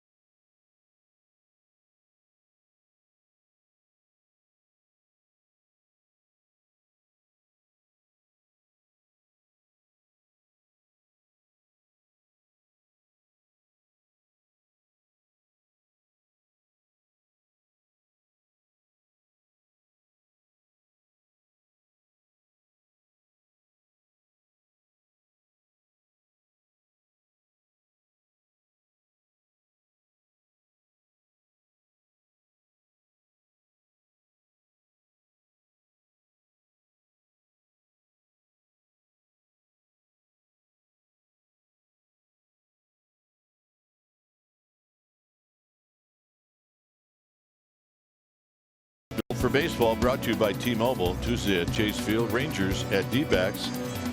D-backs traded for Jake Diekman of the Rangers. Diekman rode the bullpen cart from the Rangers visiting clubhouse to the Diamondbacks clubhouse to join his new team. Ray Durham, right? Well, it was a Ray. I thought it was Freddie Sanchez too, maybe. Yeah, I think they're both. Here it's 2-1 on the Bumgarner base hit. And it'll be Pollock to lead things off. Here's a weird deal. You go to one clubhouse in the ballpark, and then after the game you get traded to the other clubhouse. That is a bit odd. Here's Pollock, who takes a strike. He struck out in the 3rd inning. You can 82 pitches into this outing for Bumgarner. He just got rejuvenated with that 2-out knock that gave him the lead.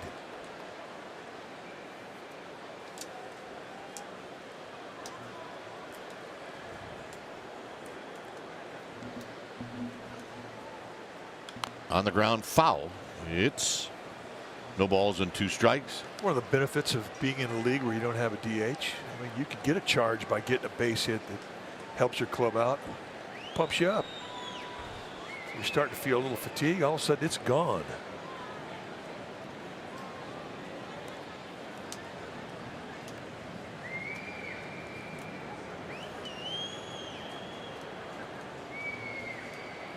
Souza's on deck. Foul again. You know, the other benefit about taking at bats as a pitcher is that you get a chance to see what pitches look like in the batter's box. I mean, you can't get the perspective throwing the pitch that you can standing in the batter's box to see what the different movement from a 2-seam to a 4-seam fastball is and how important that is. Or changeup, what it looks like. It can make you a better pitcher, seeing that. Slowly hit. It'll be a tough play. Longoria, can he make it? He cannot. And now it goes down the right field line. And Pollock's going to be at second base.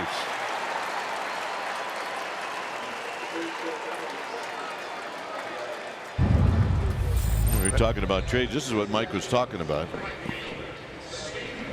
Cody Sanchez in July of 2009 left the Pirates clubhouse, came over to the Giants clubhouse, put on a new hat, a new uniform top, and went into a press conference. And he wore that uniform well.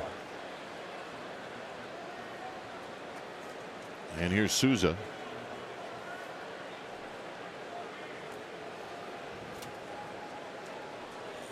Bumgarner right back in the stretch.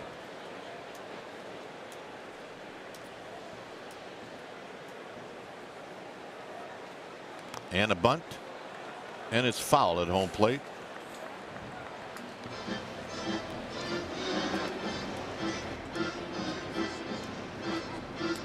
I can't believe that that would be a sign that Torey Lovullo would give Souza. I think that's something he did on his own. I mean, Souza's a guy who's got power. I mean, this is not a bunt situation for him, the type of hitter that he is. Down and in.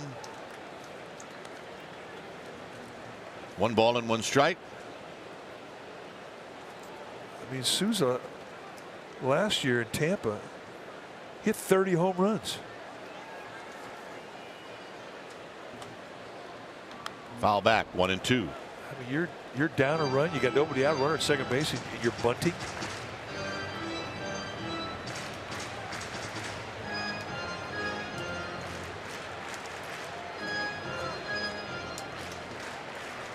On deck is Ahmed. So Bumgarner now trying to pitch for the strikeout. And it's high, 2 and 2. 88 pitches.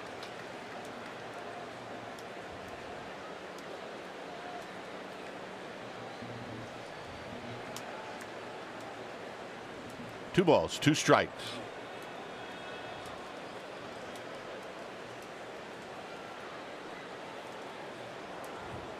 Pollock's got 10 steals. He's been thrown out twice. You just got to keep an eye on him that he doesn't get any ideas about trying to steal third. Oh, that little move right there was called by the bench. Again, Bruce Bochy calls that move. I mean, it's your option to throw. All Bochy wants to try and accomplish with doing that is let that runner know that you're thinking about it.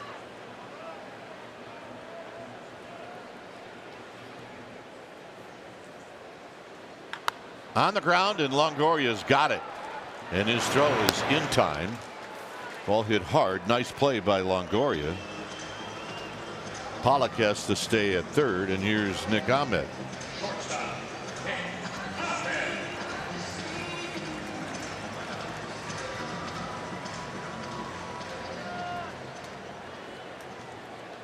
So Ahmed steps up. He doubled in the 3rd inning.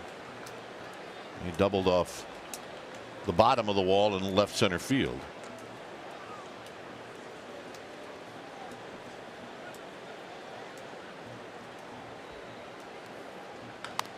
On the ground, foul. Right past Tony Perez-Chica, and it's no balls and one strike. He used to make that play. Yeah, he did. Although he was also in a little better position when he made that play.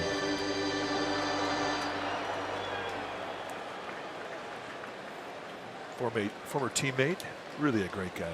One of those guys you knew was going to stay in the game after he left it as a player. Down low. Smart. It's kind of the prerequisite to being a third base coach. Yes. Dave McKay, another great baseball guy. Been around this game forever. Still in tremendous shape. Hard worker. Can't outwork Dave McKay. Bumgarner gets the sign. It's 1-1 to Ahmed. On a play, 1-2.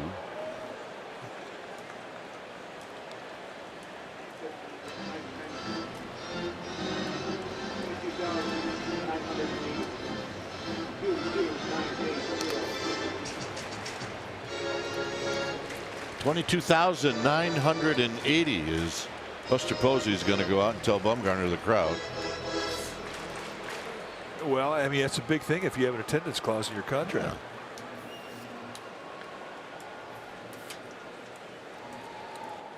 Yeah. And he brings in the middle infielders, and you see a catcher do that, they're changing signs. So, with an experienced veteran at second base, you've got a middle infielder who's in the batter's box. Nobody can pick up signs better than middle infielders, and nobody appreciates them more than middle infielders. So the Giants change. 1-2. And this one Buster can't find. Now he does. Couldn't find it because it was above where he was looking. And this is like instant panic. Can't find it. Where is it? Yeah, you're hoping that your infielders are close enough in Bumgarner to help you out, but usually that's not the case. Well, plus they're all yelling, there it is. 2 balls and 2 strikes.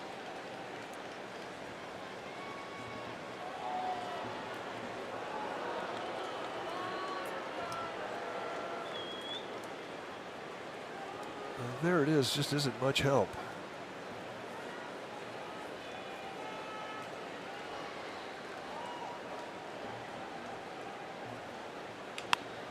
Center field, a little number. Duggar coming in, and he's going to make the catch. Boy, he comes in well. That was easy. And I thought off the crack of the bat, that had a chance to fall.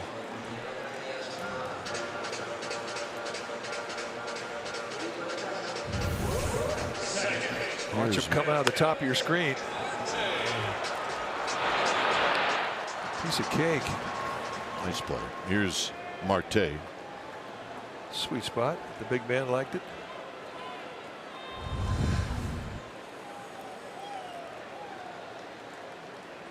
I think as a defensive player, especially a rookie, if you're making the big man happy, you're doing a good thing. Yeah, absolutely. In tight to Marte. Got a base to play with.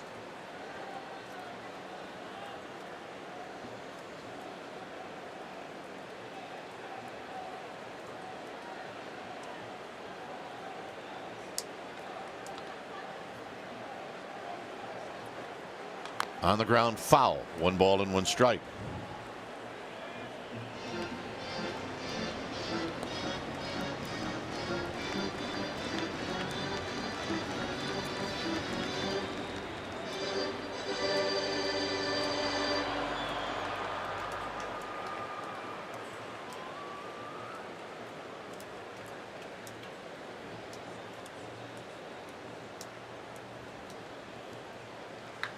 Foul. 1-2. Loud strike.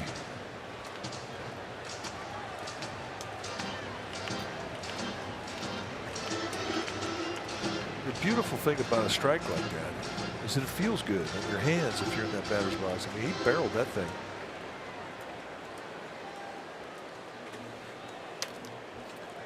Pitch number 99 coming up. And a good take by Marte. 2-2. Pollock opened up the inning with an infield hit and an error by Longoria.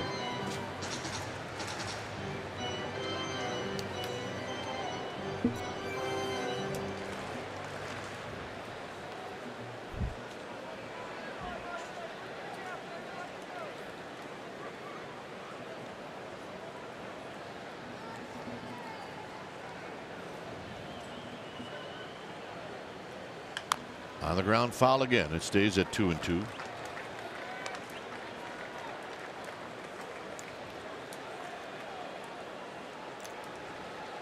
Garner taking his time, rubbing up the new baseball.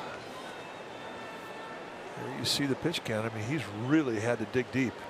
Been in the stretch every inning.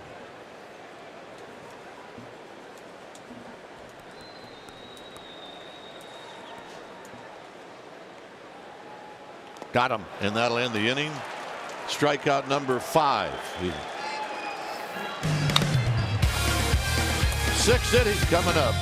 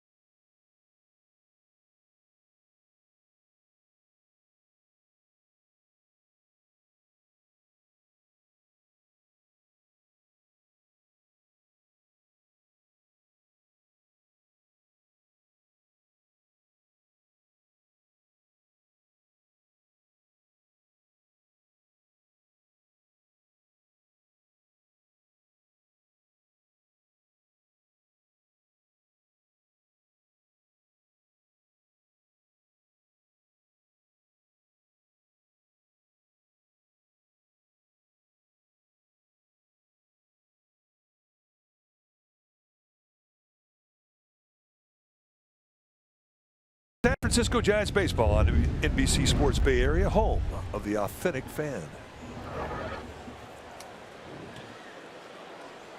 Yeah, we talked about some of our Giants fans here at the ballpark tonight. It'll be Buster Posey to lead things off. Buster, an infield hit in the 4th.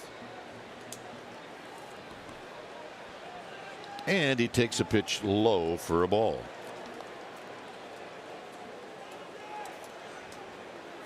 Pitch count really is becoming the story in this matchup between Bumgarner and Greinke. Greinke still at 72, which is an economical number. 2 balls and no strikes. At the end of 6, you want to be 90 or less.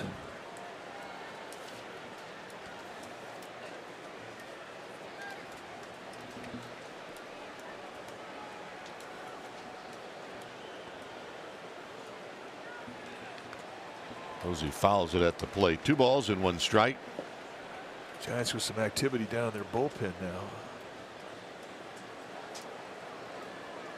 Looks like Mark Melanson.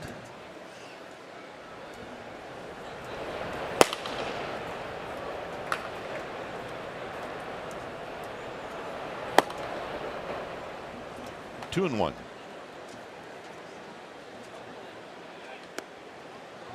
Just off the plate and low. 3 and 1. Doesn't miss by much, does he? No, and he makes you think on all of his misses too.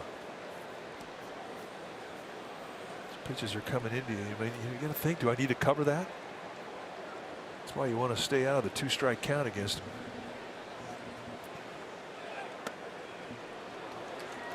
So that pitch goes to Greinke. It's 3-2.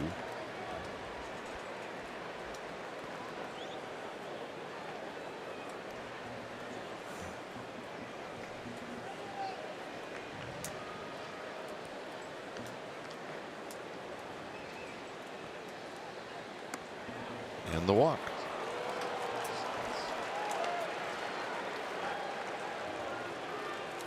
Well, Monday, August 6th, Tuesday, August 7th, it'll be the Houston Astros at AT&T Park. Monday's a night game, Tuesday's a day game. Purchase tickets directly from the Giants at sfgiants.com.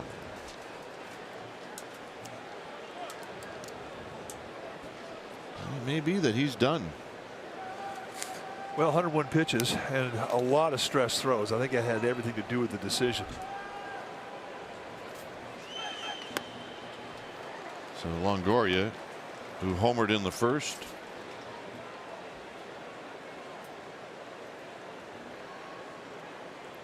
rolled out in the fourth, is at the plate with Posey at first.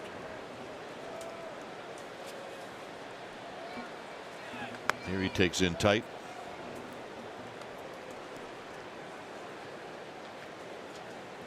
Giants trying to win their 4th game in a row. The Dodgers are going to win tonight. They're leading Milwaukee 10-2.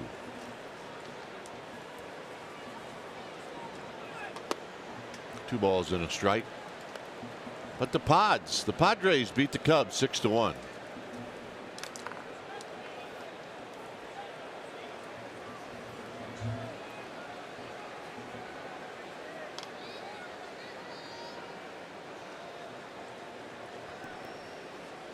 Longoria lost the one hand on the bat. It's 2 balls and 2 strikes.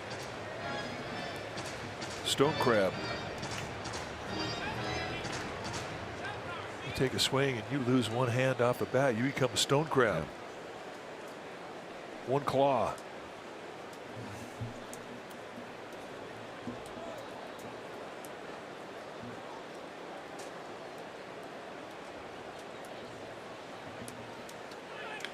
Tapped, slowly, foul. It remains 2-2.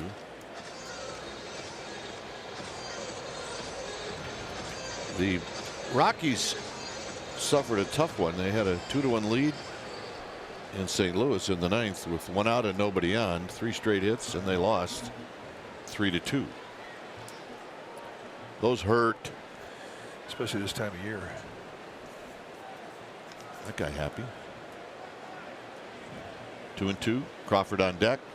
6th inning. 3-2. As we stand, here's the West.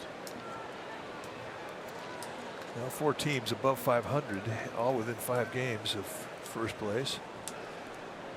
So from the Giants' perspective, I mean, it's every game is the biggest game of the year. Yeah. 3-2 to Longoria. Got him.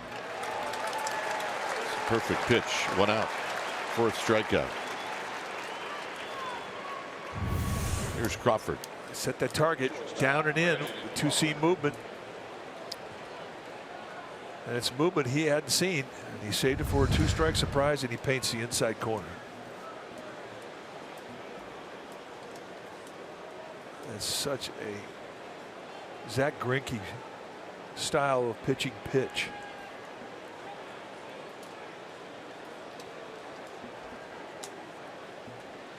Crawford is 0 for 2.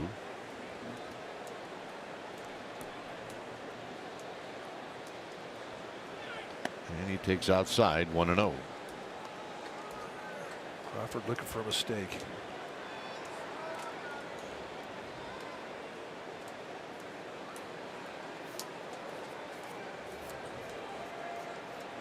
All the success that Crawford has had on the left side of the field this year, it really has softened up the shift that teams defend him with. Well, there was a while they stacked up 3 guys on the right side of the infield. You can't do that against them.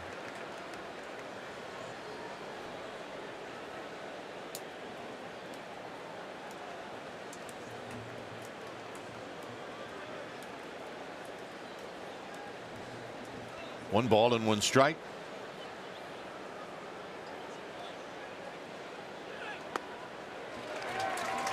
One and two.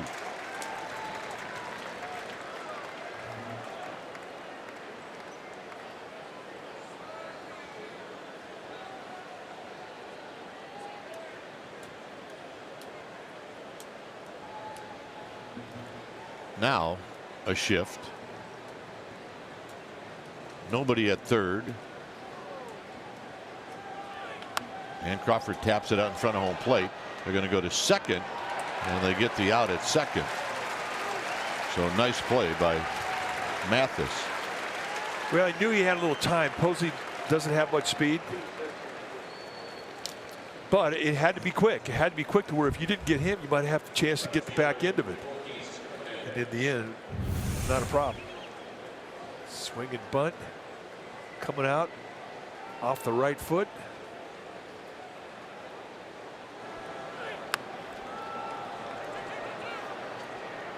Job well done. Gorkis is 0 for 2.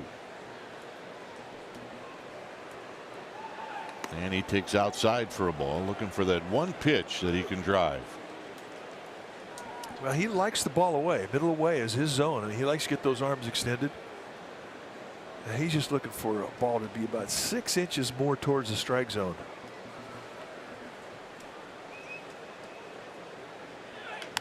Out of play. That one got in on Gorkis. 1 ball and 1 strike. Yeah, I think that was a good mistake.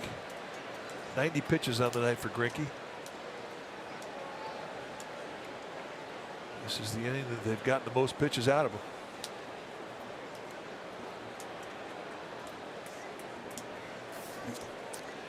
He's due up second in the bottom of this inning.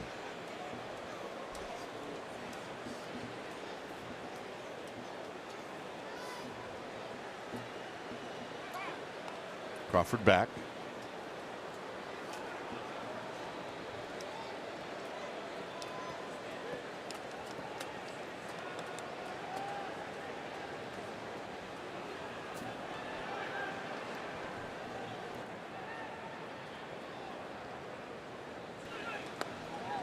Two and one.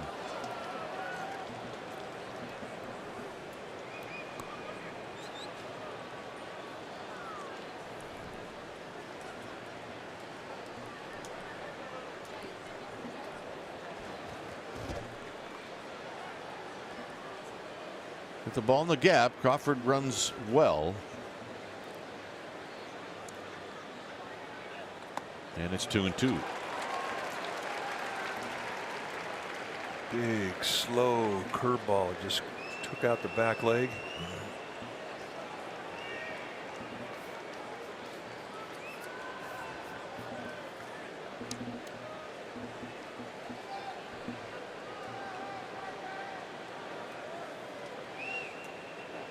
And again, Crawford chased back.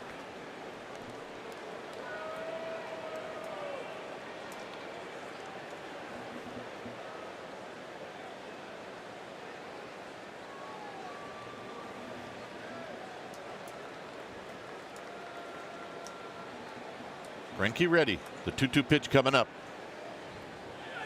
Foul back and a good rip. That was a mistake. He got away with it. Gorkis Hernandez is right on it.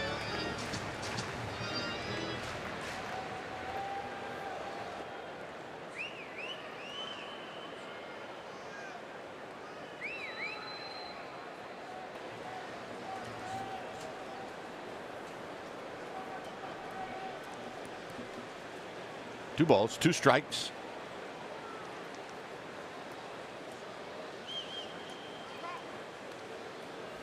And Greinke's doing this to catch his breath.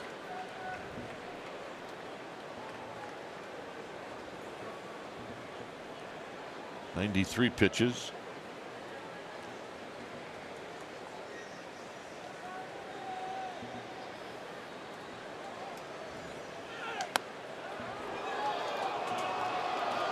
Try to go above the hands with hard stuff. So I mean, you kind of rocks you the boat. You get soft stuff away, hard stuff in, hard stuff with 4-seam movement, hard stuff with 2-seam movement. Well, if that hits the target, it's a strike. Yeah. Crawford will go, and Gorky Hernandez stays alive.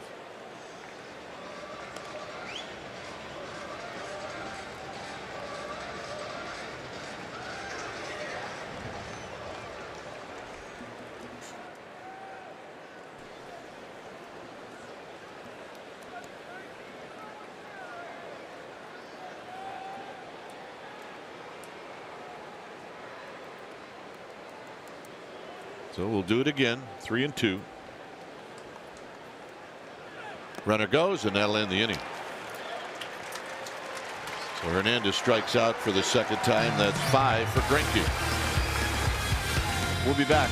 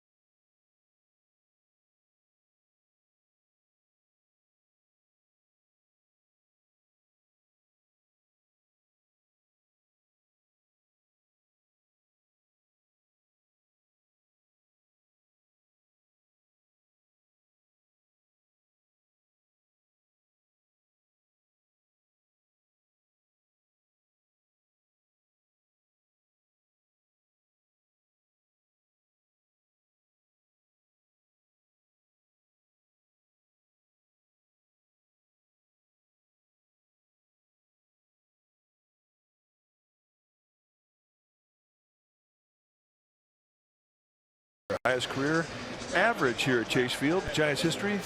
Well, let's check them all out. Randy Wynn, Omar Vizquel, Pablo Sandoval, Buster Posey, Joe Panik, 5 of our favorite all-time Giants.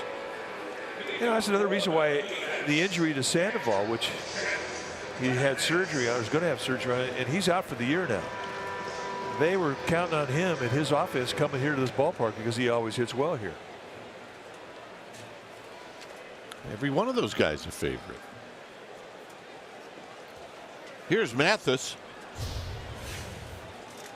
Mathis facing Mark Melancon.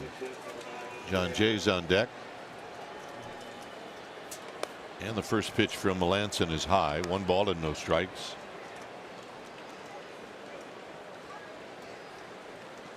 '22nd game that Melancon has been coming into.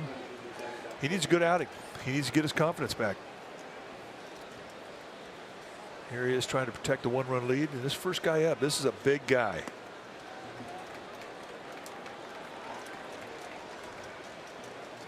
When you're looking for confidence, if strike one's big, first out of an inning's big.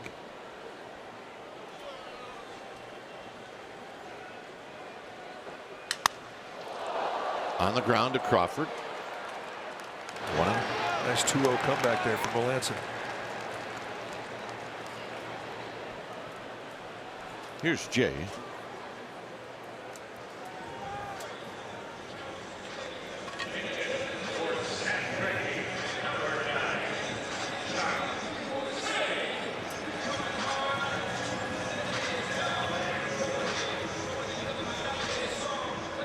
John Jay has been a good ad for this club. He has brought some energy to the Diamondbacks.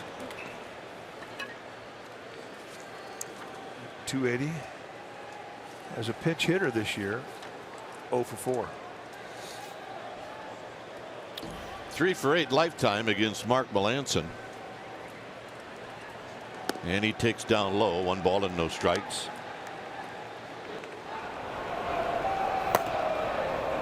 Jake Diekman, one of the newest Diamondbacks, starting to get heated up. Jay with a swing and a foul, I think, into the glove of Posey. It's 1 ball and 1 strike.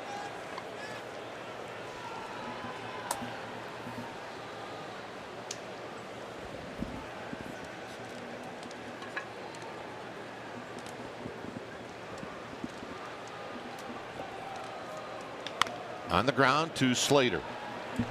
Slater killing me. Thought he left it behind. Well, and he totally deked me. Well, that's one of the problems. I mean, you're not used to a big first baseman's glove. I mean, it's like taking a shower with a bathing suit on. Now, this is Dag Yabble got him if I've ever seen it. Yeah, well, it got us. Okay, Yeah, I mean, if you're Melanson, yo, dude, you're killing me.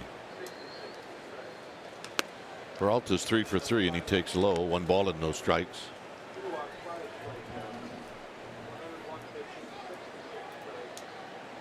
Yeah, you get 3 hits coming into this AB. You think you're the baddest dude on the mountain right now.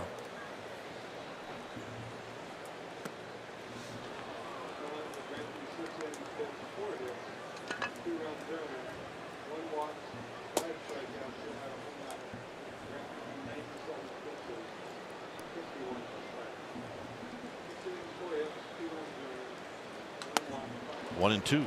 92 mile an hour. Yeah, that's cut movement, so that's for Melanson. That's one of his high velocity cuts.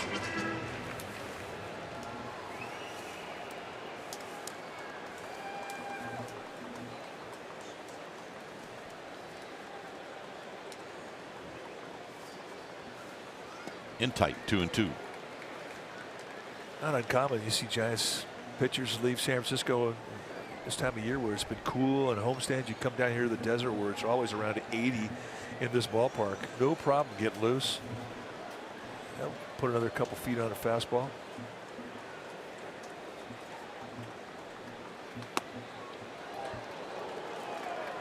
Just a bit outside.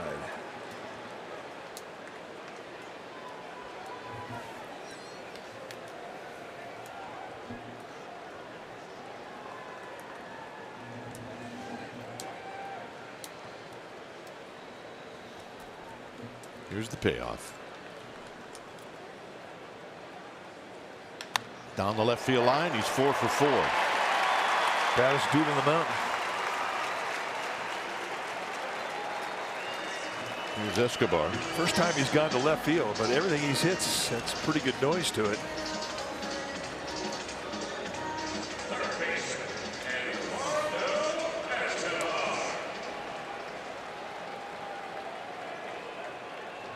Well, these two have never faced each other.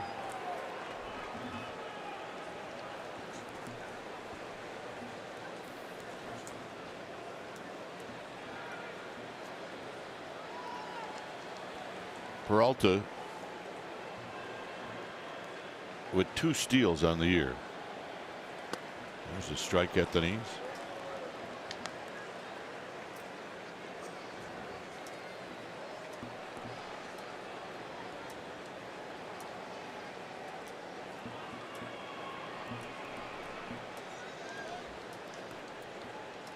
So Melanson keep Peralta close and go after Escobar.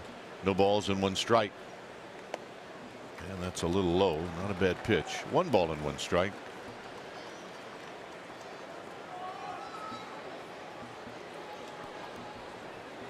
Greinke out of the game. Bumgarner out of the game.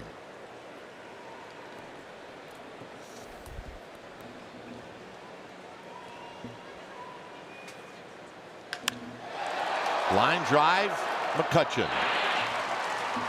Side retired. Easy peasy. 2-1 Giants.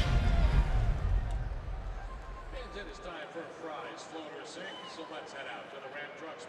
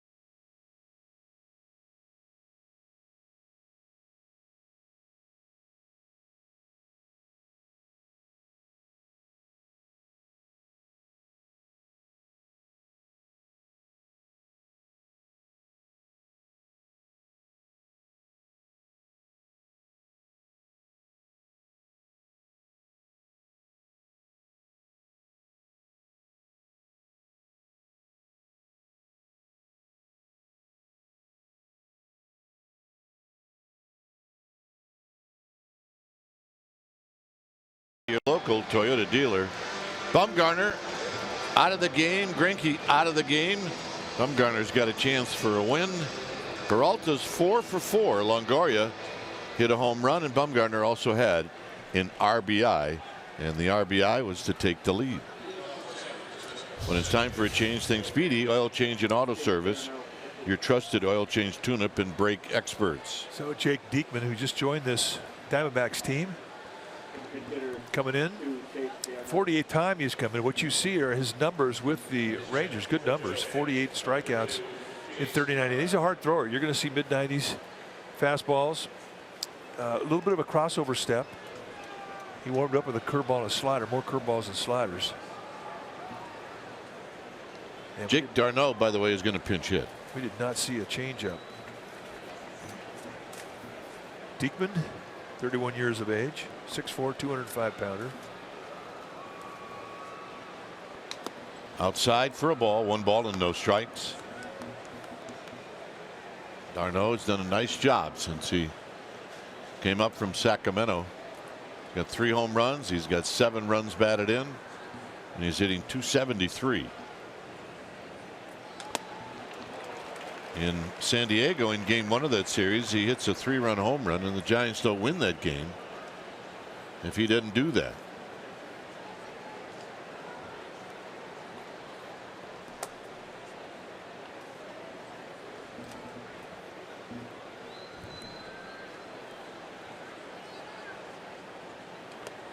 Two balls and a strike with Slater to follow. That's a crossover step and a lazy arm delivery, getting it up there at 96. So he's got one of those fastballs that can get on you in a hurry, and it's not an easy pickup because of that crossover step.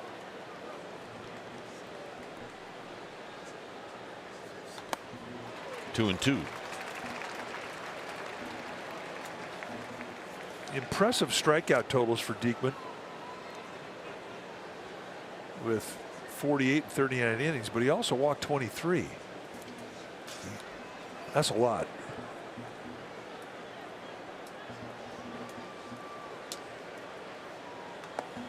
So here we are, 3-2. Ray Black is in the Giants bullpen. There's Slater.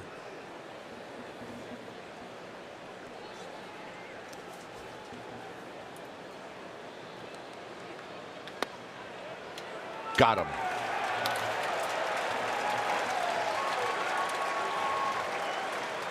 You know, one thing Chase Darno is going to do, I mean, he's going to go back and take a look at this pitch, its location, and he's going to feel like he had an at bat taken away from him. That's definitely a pitcher's pitch.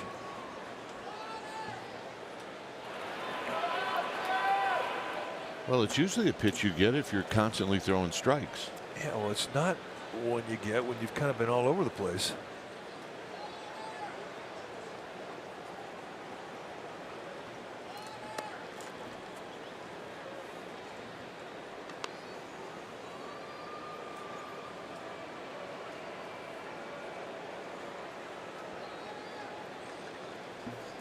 Slater had a double in the 5th, eventually scored.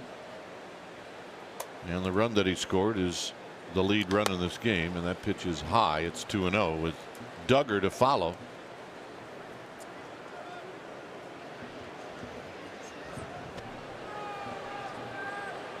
There's Ray Black. Hydrating, courtesy of Matt Herges, Giants bullpen coach. Ray Black is going to get the beef.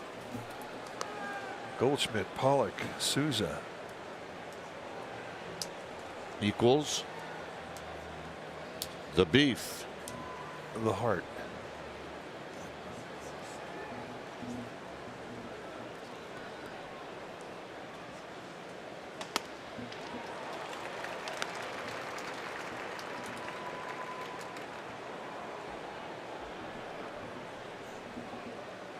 Three and one.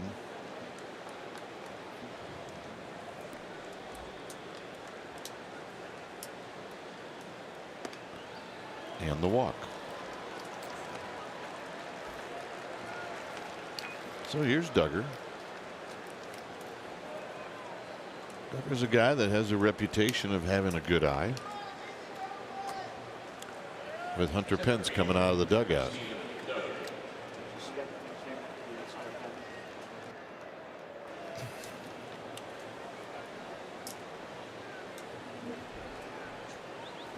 Duggar tonight against Greinke had rolled out twice. So he's going to see a healthy fastball here. Well, and left-handed hitters do well against him, hitting over 270 against Diekman. Duggar shows bunt and he takes a ball, 1-0.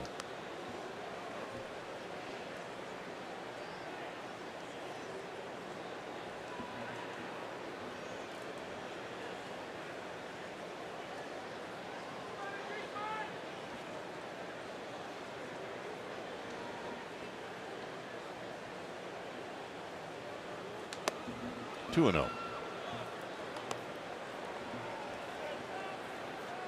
Uh-oh, they got a visit. Well, Mike Butcher, pitching coach for the D-backs, I mean, he sees something here mechanically.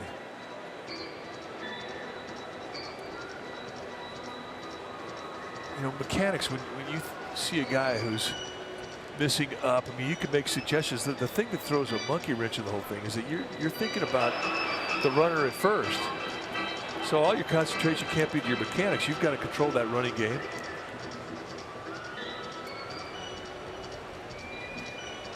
What you can suggest when you go out there and you're Mike Butcher, shortening your stride, slowing it down a little bit, picking it up a little bit, keeping your eyes on the target. If you see a guy's eyes wander off the ball, or off of the target rather, and start watching the ball. And the ball gets away as Diekman, just kind of a soft lob, and there's an error, and it puts Slater in scoring position.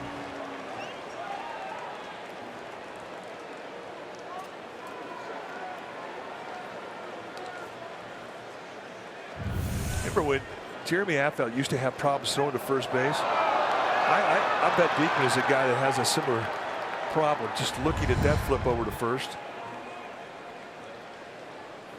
It's that way with some guys, especially long, lanky, tall guys. So a free gift at 90 feet. And remember, it's 2-0 to Duggar.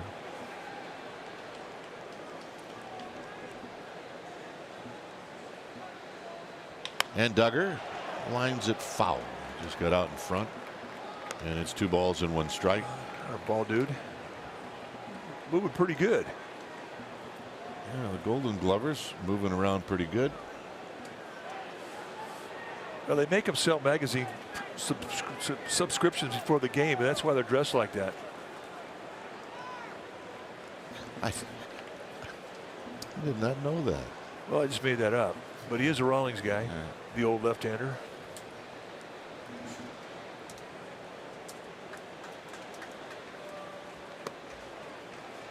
So you think the first thing they ask these Golden Glovers when they get a phone call from the Diamondbacks is, do you have a pair of khaki pants? That's the first question. Are you a Jim Harbaugh fan? And if you don't, can you get a pair? 3-1 to Duggar.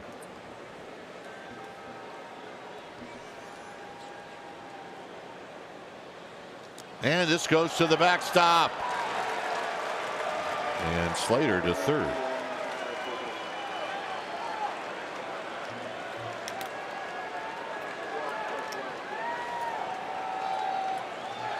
So it's going to be Hunter Pence. Well, 3-1. I mean, you're thinking this is going to be a strike. And remember, you know, Mathis is still learning Diekman. And what he learned right there is, in any count, do not take it for granted that he's going to throw it between your knees. Be on your toes. And that's it. Torey Lovullo said, I've seen enough.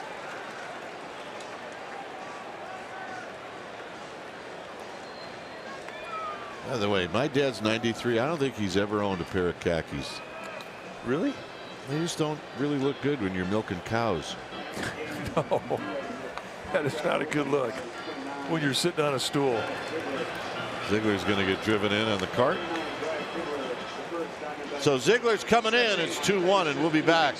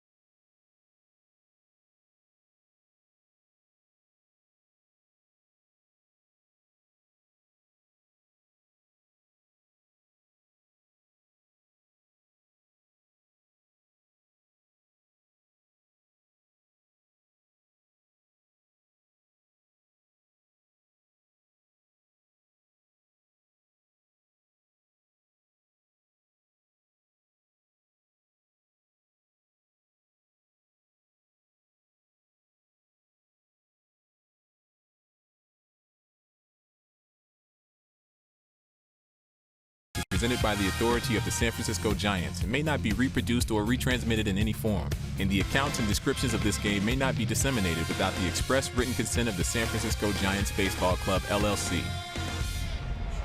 Giants with a 2-1 lead. Runners at the corners, one out. The matchup is the Sidewinder against Hunter Pence. That's Ziegler. Well, they brought Brad Ziegler back. Second stint with the D-backs. This is what he has done in 53 games. He's got 10 saves on the year for the Marlins. Side armor. Low 80s velocity, but it's all about the sidearm delivery, which he'll give you a slider and a good changeup. He's got 3 pitches. He'll throw all of them.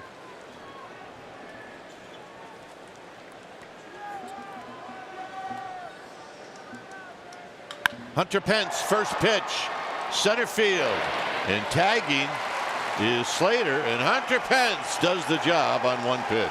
Nice at bat. Indeed, it's a big run.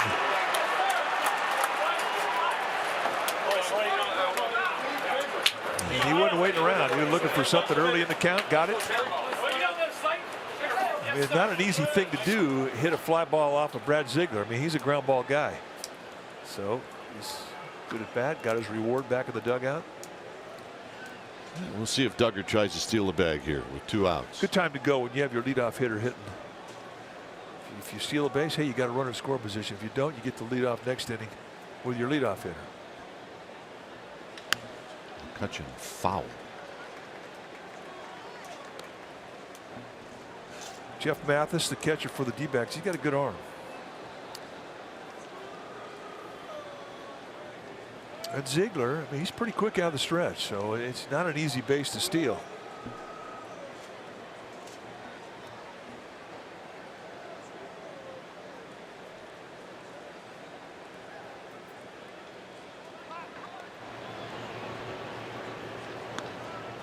Boy, how big was that error in this inning? Well, the Giants have scored a run here in the 7th, and they don't have a hit in this inning.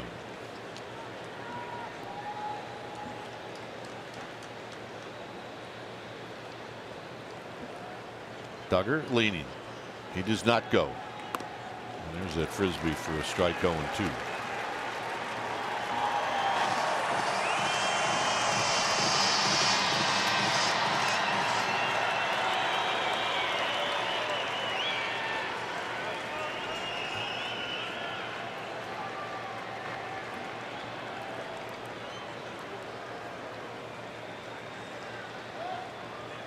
Outside 1-2.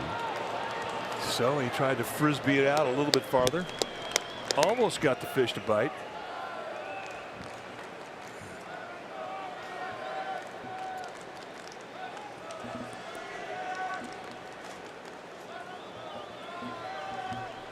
Mathis wants a changeup.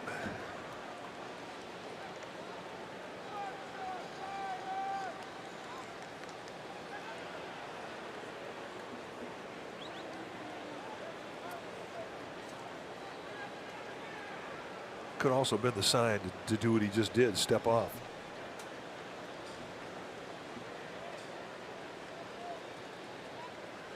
Got him, and that'll end the inning. Giants on the board. Bottom of the 7th coming up. 3-1 San Francisco.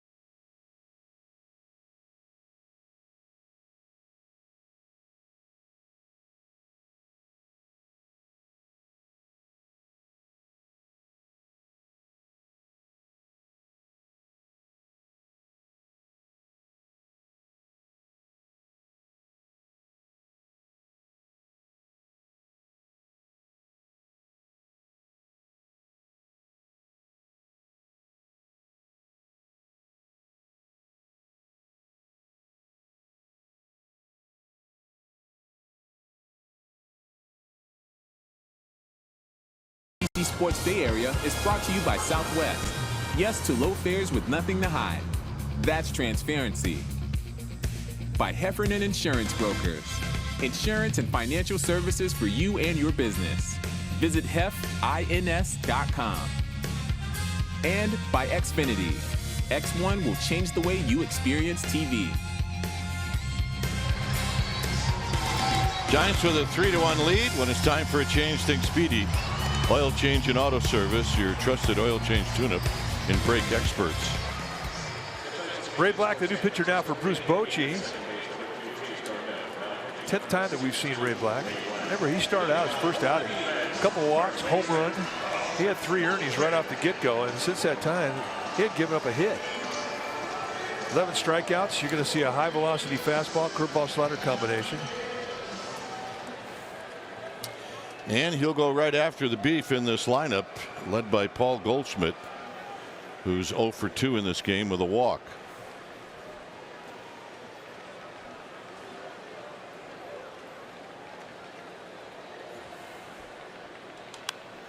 Swinging a foul back, and it's no balls and 1 strike. Goldschmidt, I think, had an idea he was going to get a healthy fastball. Well, he's a good fastball hitter. He was going to swing no matter where the fastball was. See Darno now at second.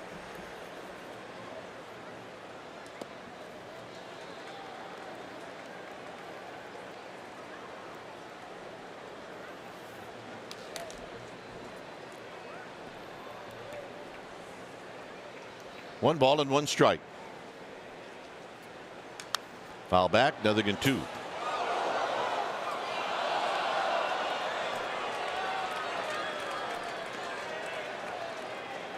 There are some scouts that say the fastball is not Ray Black's best pitch. Well, the curveball and the slider, I mean, they're very, very quick. I mean, they're hard breakers. But when you're throwing 99 and you're located at the knees on the outside corner, what else do you need? Rare that you see a ball get thrown by Paul Goldschmidt. And that one just impressed him. That was by him. So here's Pollock. This is where the scouts are sitting. It's Bob Cluck. Is that Latch? It is. I think it is. And a breaking ball for a strike, and it's 0-1.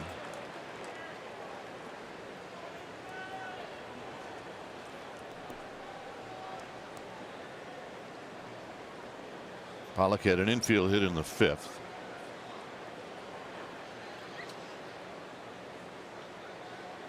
It's kind of odd playing defense behind a guy like Black, because you kind of become a spectator at knowing his velocity, and knowing you're going to see a lot of swing and misses. So you really kind of have to concentrate to stay on your toes. Because as much as we enjoy watching a guy throw 100, so does everybody else.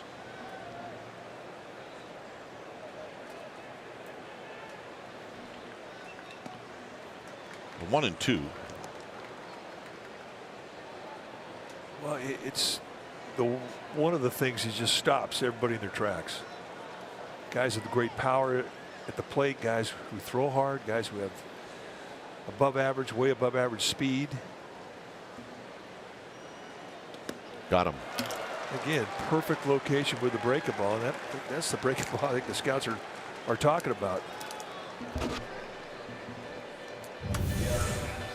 I mean, just nastiness in a perfect location. Now, you're talking about 2 good hitters, Goldschmidt and Pollock. Now, granted, this is the first I've never seen Ray Black, so they're a little disadvantaged when a guy has this type of stuff and this type of location going.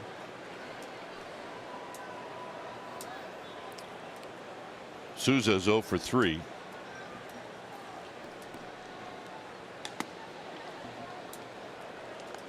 One ball and no strikes.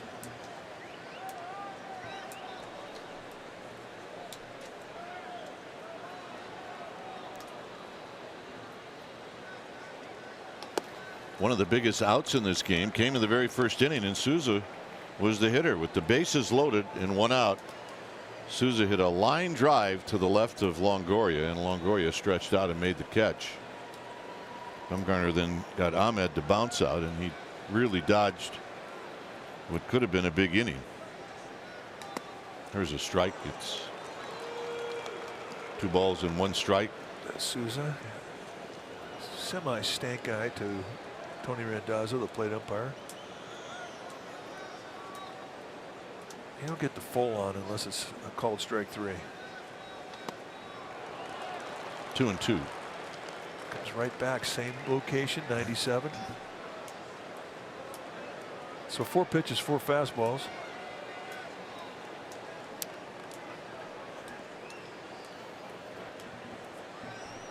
Buster says, bring me another fastball. Foul back. 99'd him. Last 9 innings, he is not allowed to hit. He has walked 3 and he has struck out 13. That's how good he has been.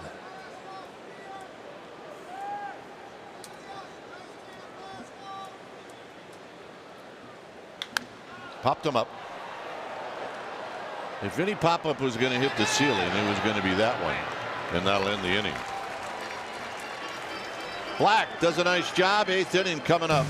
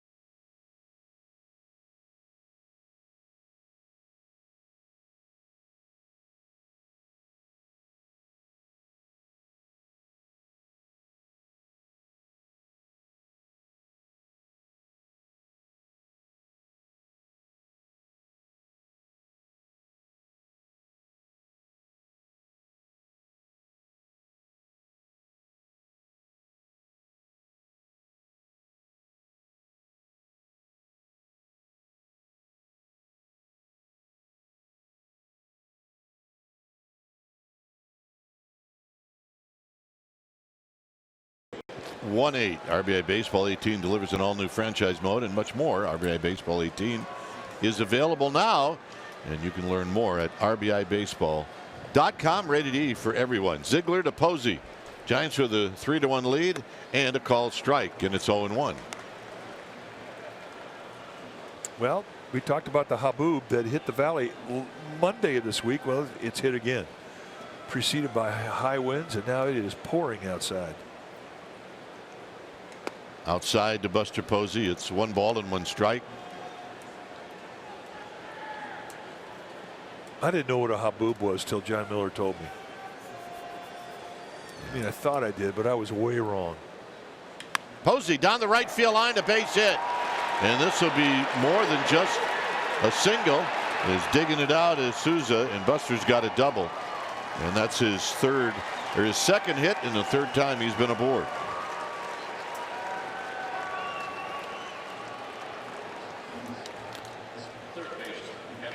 Johnny Cueto had surgery today, and this was his message on Instagram.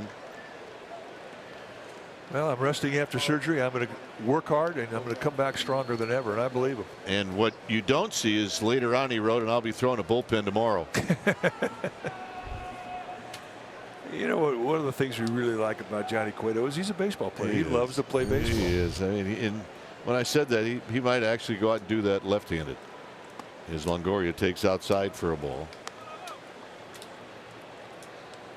He is so much fun to watch and broadcast games that he pitches.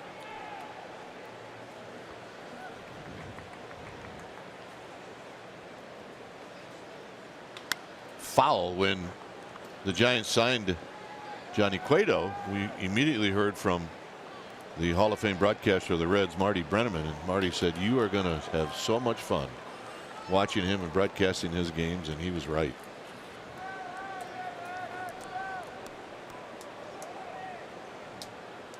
Longoria trying to get Posey in or trying to get him to third, and it's a foul back. It's 1-2. And Ziegler with a runner at second, nobody out. He's pitching for the strikeout.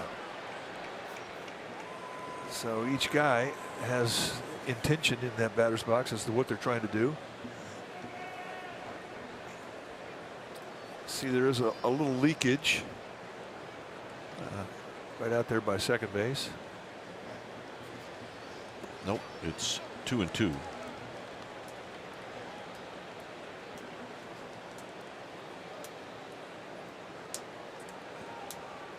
You get one leak in the roof, they want to rebuild the place.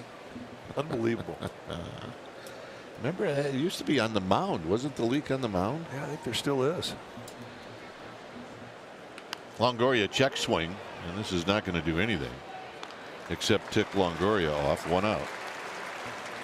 And now we'll see if Crawford is going to face Ziegler or somebody else. Well, they've got. They're going to walk him. They're going to walk him. And with Ziegler, the amount of ground balls that he could throw, I mean, they've got McFarland, the other lefty in their bullpen. I mean, he's ready to go.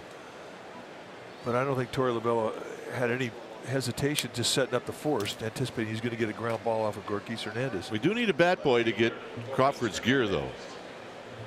Sleeping. I mean, that usually is something that's there. Here he comes. There we go. You can do it, young man. And a babe. When we were playing, we'd have wore that kid out. Yeah, we would have. We'd have made him go back in the clubhouse to get the bucket full of knuckleballs. Strike to Hernandez. Go find the key to the batter's box, kid. Hernandez 2 for 3 lifetime against Brad Ziegler. And go get the left-handed fungo too. Yeah, we'd have wore him out and then made him feel real good.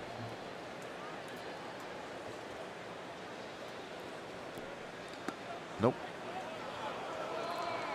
1 ball and 1 strike.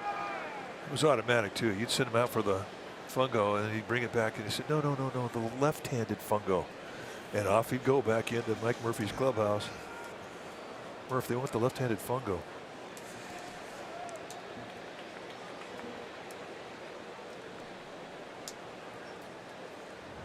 You know who loved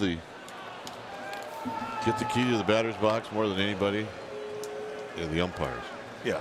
Because then the home plate umpire would send him to the first base umpire.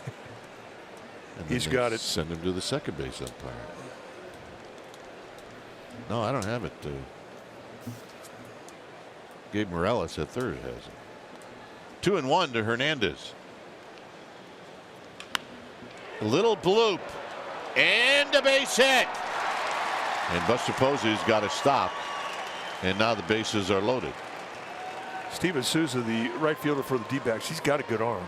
So Ron Wotus is not going to challenge that arm with Buster Posey's speed. Well, here's Darno, who has never faced Ziegler before, at least not in the big leagues.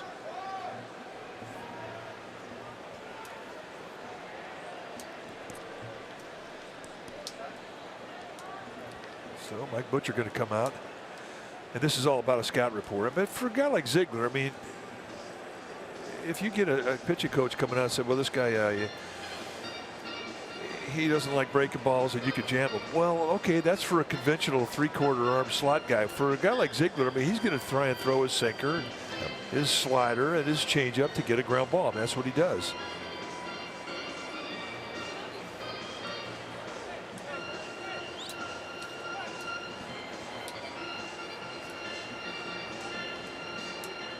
But I think he also wants to pass a message on in case there's a. Yeah, he's not going to face him.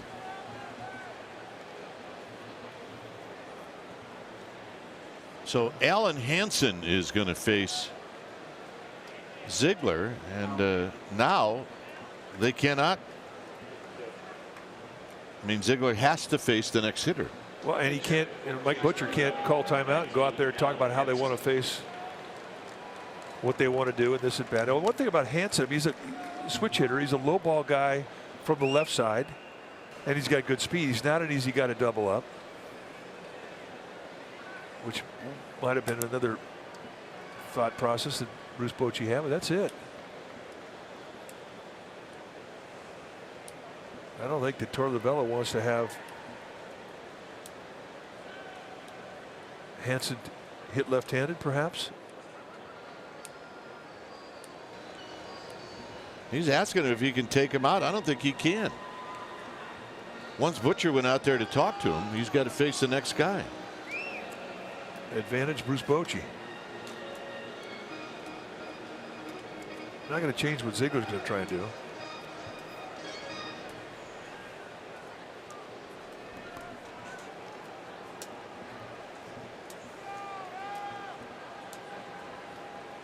So Hansen, a hard guy to double up. Swinging a foul. It's 0-1.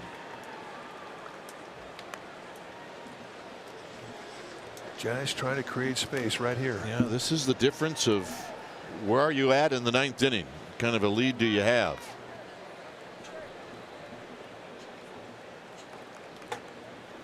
In this park, you need room to breathe.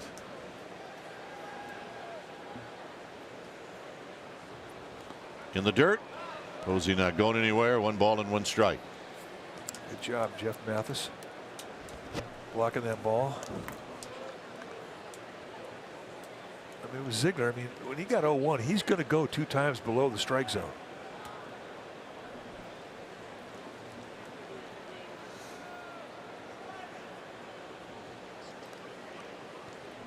By the way, it's 21-5. Out of play, 1 and 2. So that's kind of a. To me, that's an issue with the scoreboard here. Yeah, you can't put a 2 there. You actually take the score off rather than that score.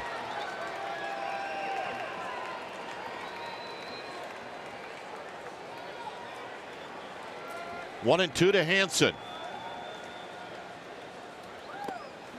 2 and 2 to Hansen. Missing down below by design.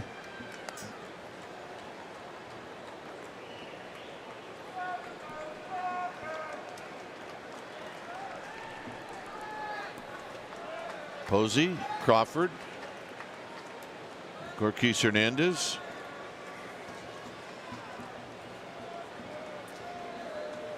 And the 2-2 coming up. On the ground, foul. That did not impress Alan Hansen. Got a man making a play, brought his glove out of it. Mike, you were talking about maybe some tired bullpens. Well, we're seeing some unbelievable scores right now. Dodgers 21 runs, Texas 17, Boston 15, Washington 10. 2 balls, 2 strikes. It's that time of year. Dog days are upon us. Into right field, he dumps one in for a hit. Crawford read it right away. Now a late stop sign and a wise move, and they stay loaded. It's 4-1.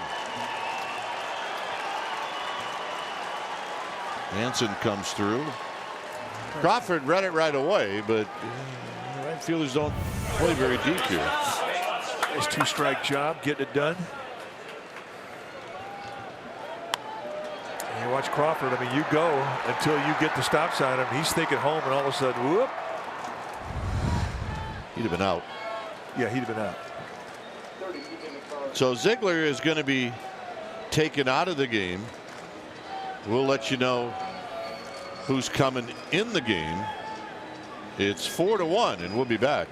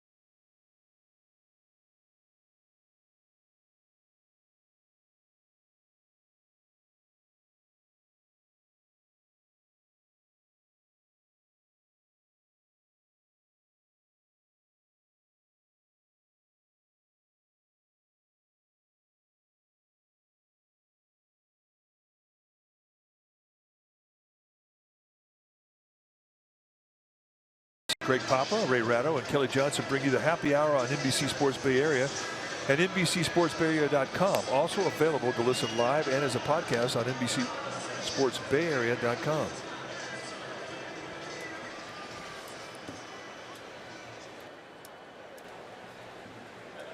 So the lefty McFarland. Take a look at what he has done. 33 strikeouts in 62 2/3. He's a sinker, slider, changeup guy. And Throws a he's lot of ground facing balls. Slater, a right-handed hitter. So I can't imagine that Ziegler has been taken out a lot in his career. When a right-hander's coming up, and he's been taken out and having a lefty brought in. Fast infield, hard infield. When you had a hard, fast infield like this, I mean, I didn't mind coming. I'd rather, on fast infields, I like playing in. Less chance of getting a bad hop.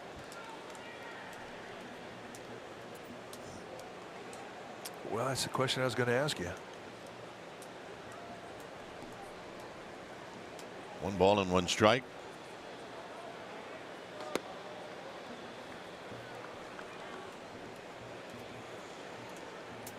McFarland staying down around the knees.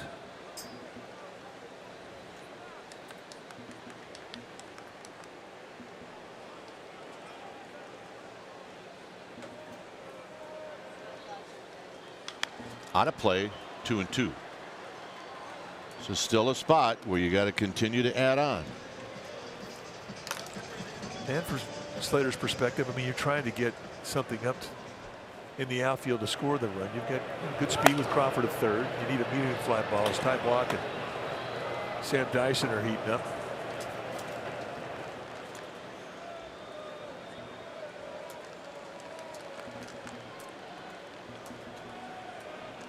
So McFarland pitching for the strikeout. Slater's job, put it in play.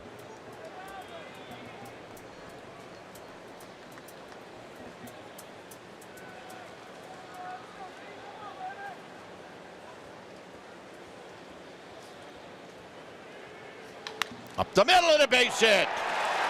Crawford scores. Hernandez scores. Hanson coming in. He's going to score. They all score.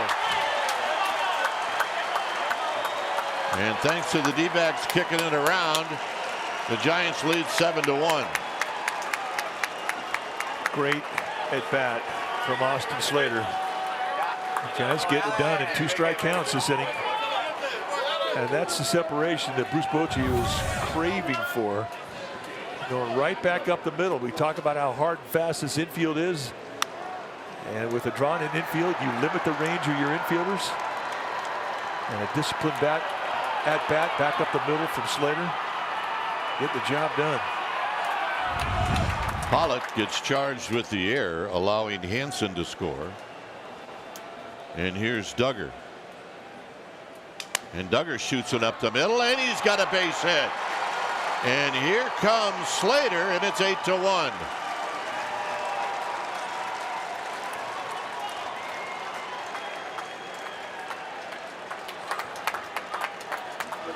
I'll let you know when we can relax, all right?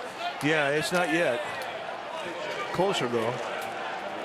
Here's Tomlinson.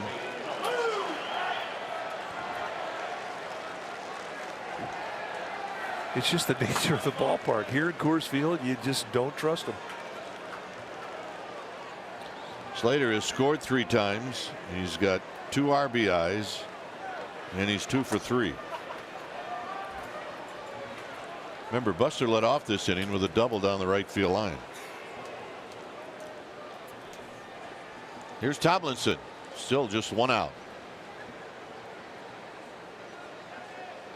And it's low, 1 ball and no strikes.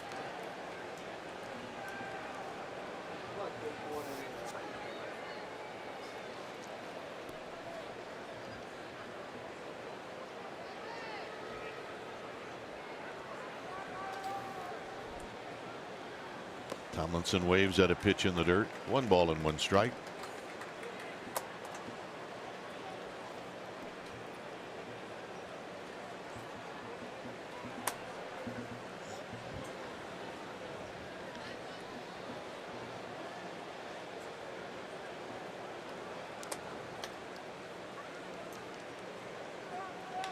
On the ground, and Goldschmidt with a nice play.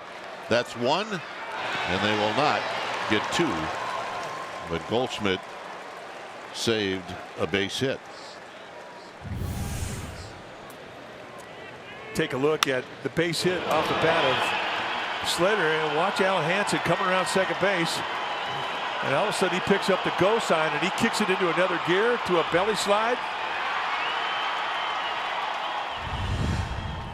Great speed. So here's McCutchen with 2 outs.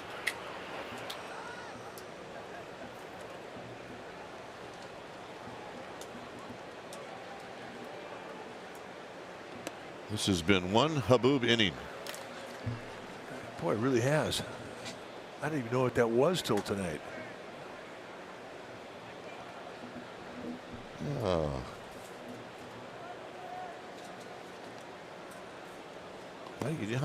Do you know how you spell it? H-A. Hold on, let me look here. Boob. H-A.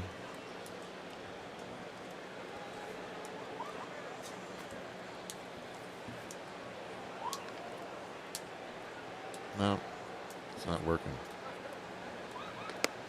Down low to McCutchen. 2 balls and 1 strike. H-A-B-O-O-B.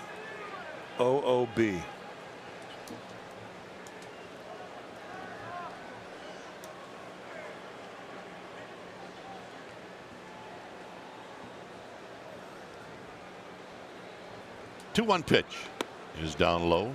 What'd you get? Definition? Yep. Something for Giants broadcasters to talk about when they're bored. Haboob. A violent dust storm or sandstorm, especially of the Sudan. 3-2. In Phoenix. See?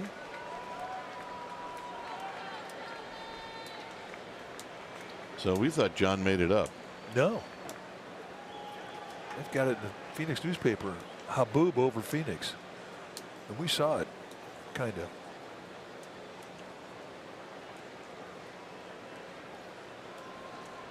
Here's the 3-2 pitch. Runner goes, swinging a base hit to left field.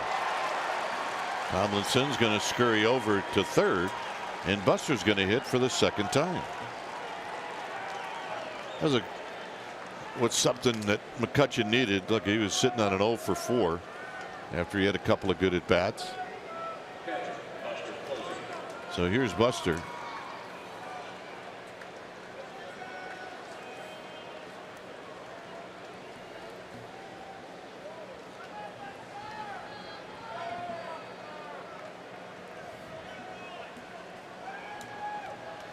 Buster with a double in this inning, and then he eventually scored. And he takes outside for a ball. 1 ball and no strikes. I don't have any idea what's in the mind of Buster Posey right now, but I wouldn't be half surprised if he wasn't just trying to jerk one here.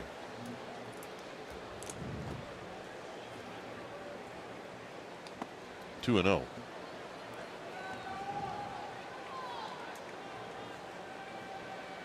Well, he's in the driver's seat in the 2-0 count. Why not?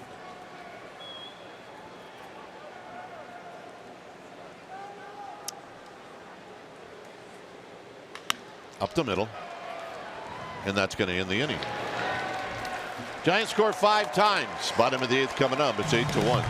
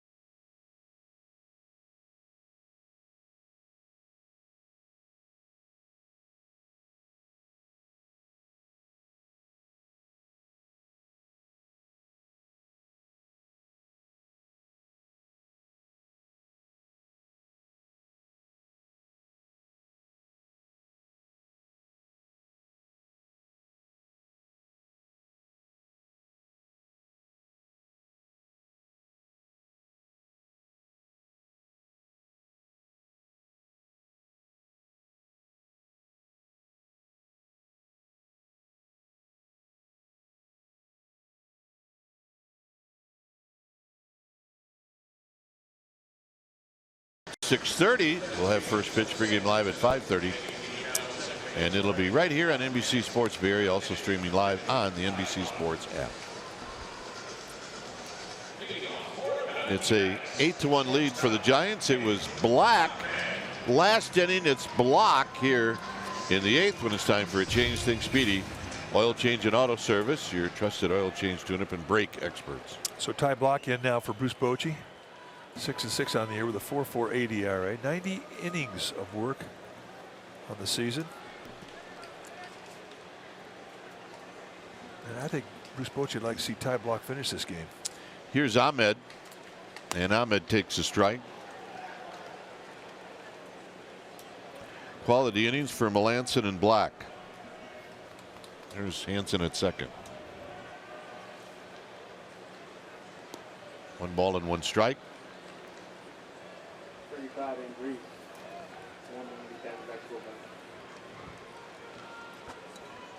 And the 1-1.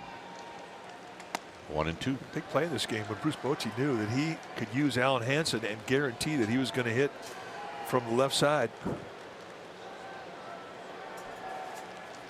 After Mike Butcher went out and had a talk with Terry Ziegler, or Brad Ziegler rather. Yeah, you got to face the next hitter. And that's when Bochy played his card. Got Hansen up there from the left side. Really paid off for him.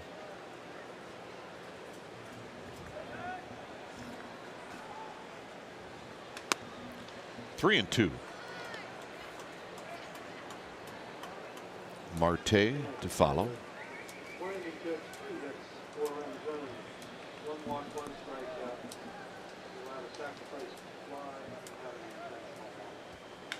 Center field.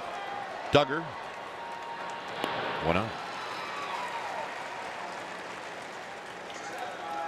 Here's Marte.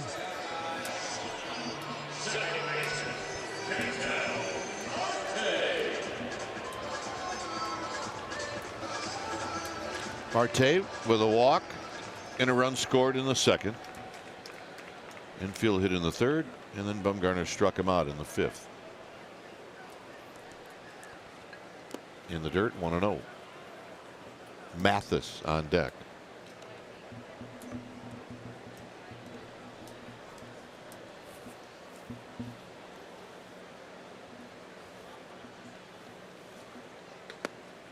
Off the plate and low.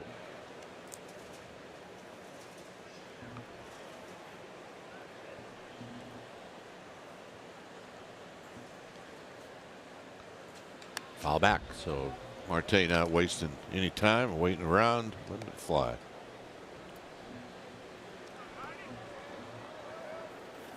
Tomorrow night it'll be Chris Stratton against Patrick Corbin. Up the middle and a base hit right past. That just ticked off Ty Block. He thought he should have had that. Yeah. Now, he's one of the best fielding pitchers the Giants have. Anything that goes back up, and he didn't care how hard it's hit. He thinks he should make a play.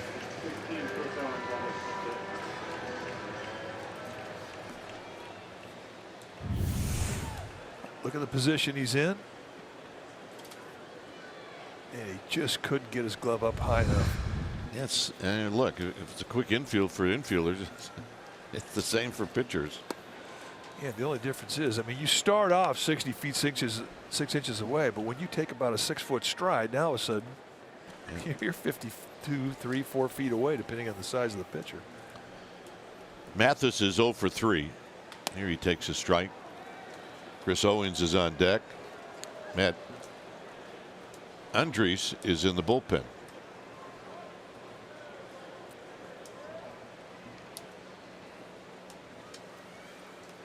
Swing and a miss, 1-2. Good location with that fastball right on the hands.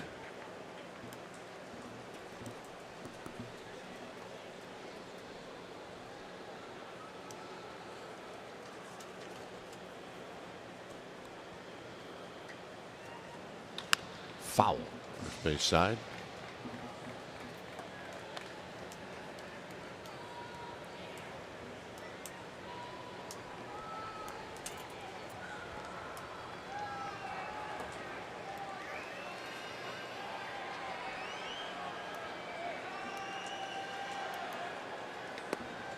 2-2.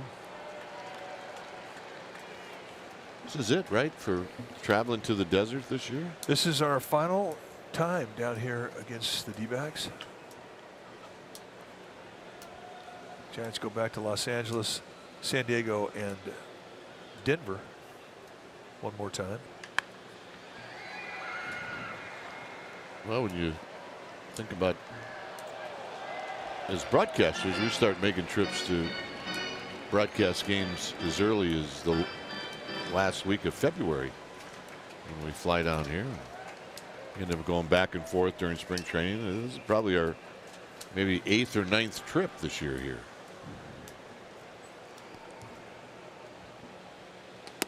And we don't take it as punishment. We enjoy it here very much. Yeah, desert's a good place.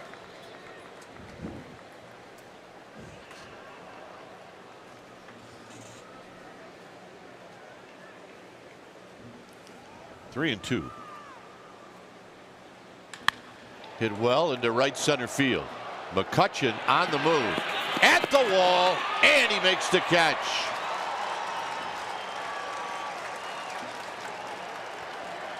Humidor got him 2 down.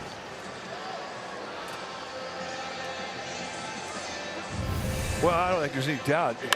Not only the humidor, the effect it has on the baseball, keeping them a consistent weight, but the humidity in the air.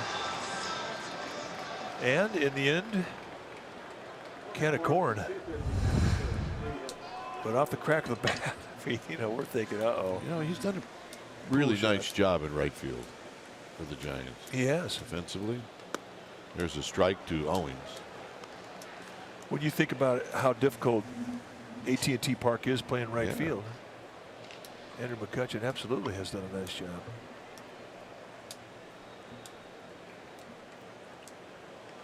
In the dirt, Buster Posey digs it out. 1 ball and 1 strike.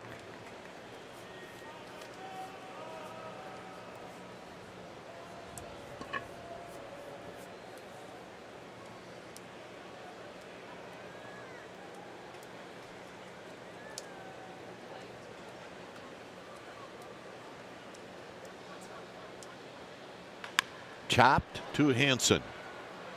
Hansen throws him out, and that'll end the inning. 9th inning coming up. 8-1 Giants. He almost missed that.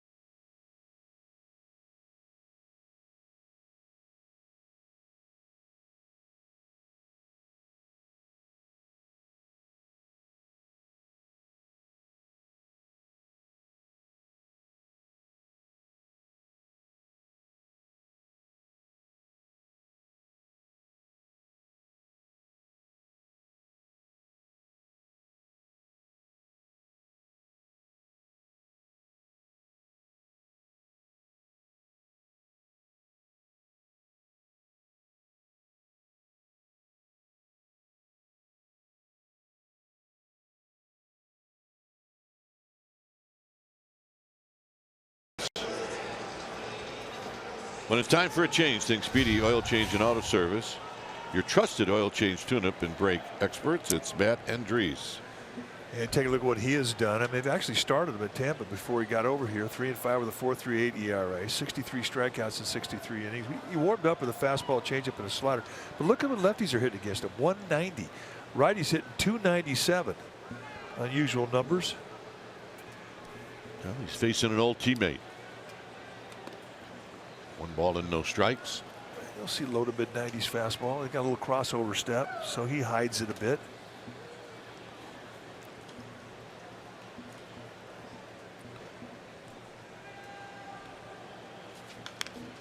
Kind of got a little herky-jerky as he comes to the plate as Crawford's on deck.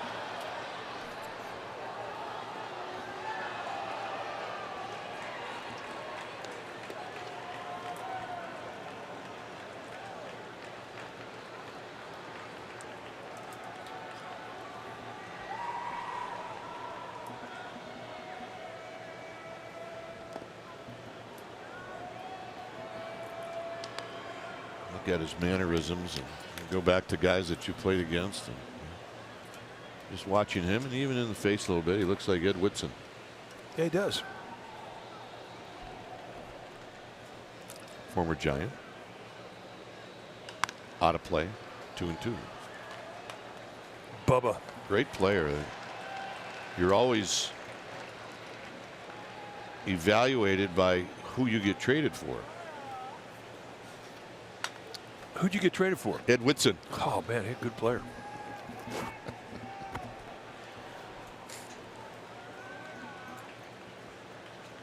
Check swing. Right back to Andrews. 1 out.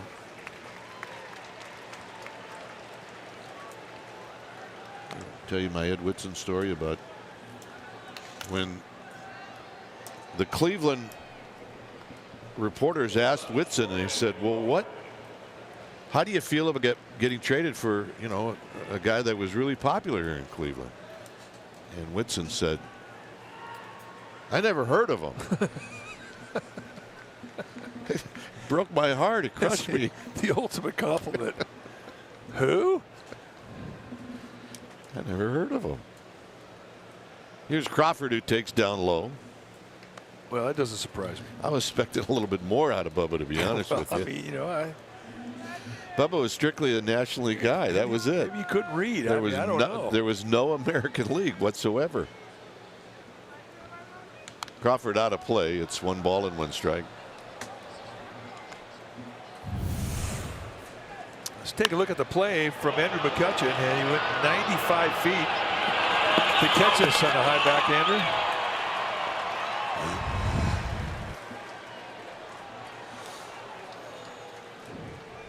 One and one to Crawford. Crawford rolls it foul. Crawford in that 8th inning, when the Giants scored 5 times, he drew a walk and eventually scored.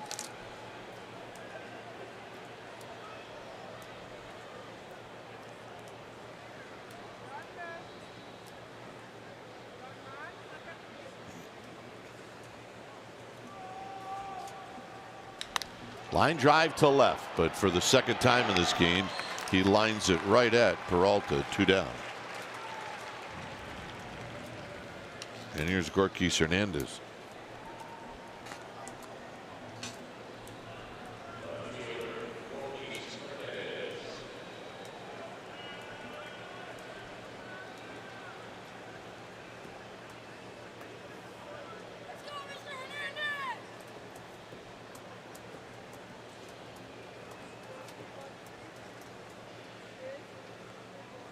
Here's Gorkis, who had a big hit in that 8th inning.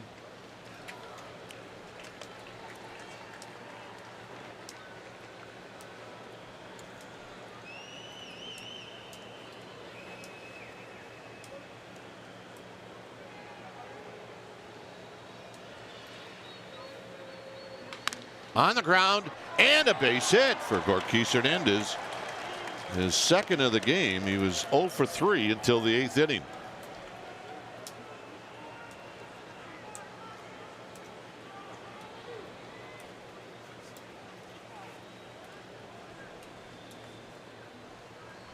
And that's going to give Alan Hansen a shot here in the 9th.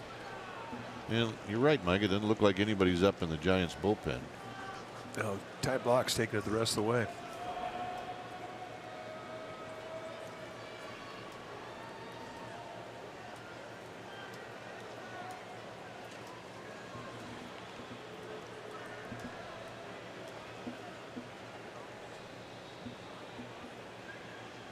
Hansen fouls it out of play. Hansen had a hit with the bases loaded in the 8th inning, a pinch hit.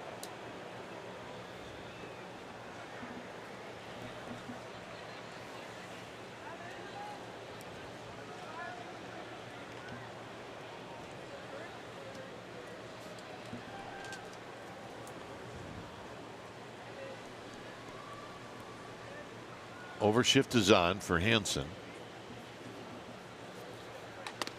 Clearly the D-backs know a little bit more about Hansen than we do.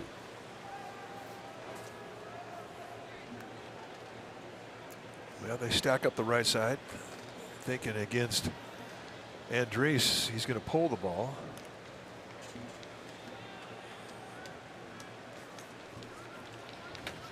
Doesn't take too long to get a scout report against you. That's not. You're right. Got 5 at bats, and all of a sudden, you'll see an extreme shift. It's actually comical.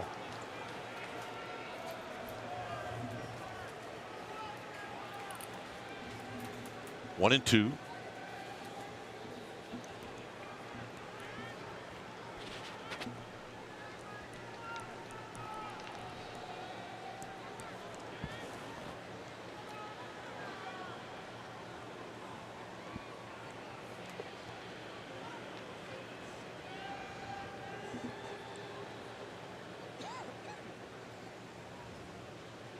And he got Hansen to chase a pitch in the dirt, and that's going to end the inning.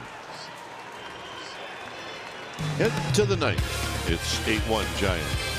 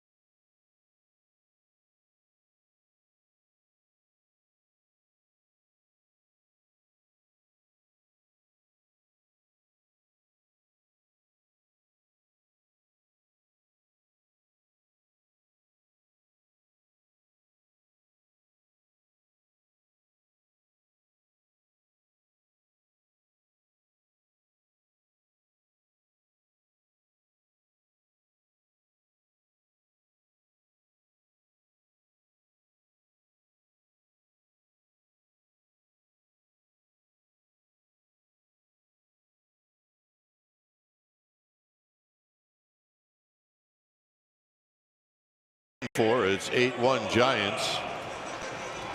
You can see the number of hits for the D-backs. They had a lot of hits early, and Bumgarner just kept pitching in and out of trouble. Bumgarner, I mean, he left 9 runners stranded in his 5 innings of work tonight. Yeah, the D-backs have left 11 total. So here's Peralta, who's looking for a 5-hit game. And what's really odd about what Peralta's done so far, he's had 4 hits and he hasn't scored a run. Here he takes a strike from Ty Block.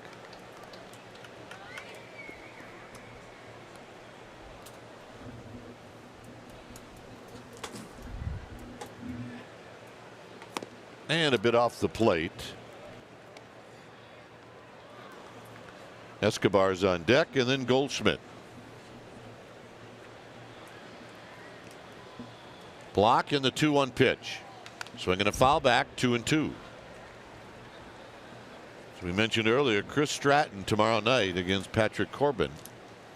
You could make a case that Greinke's the ace. You could make a case that Corbin's the ace.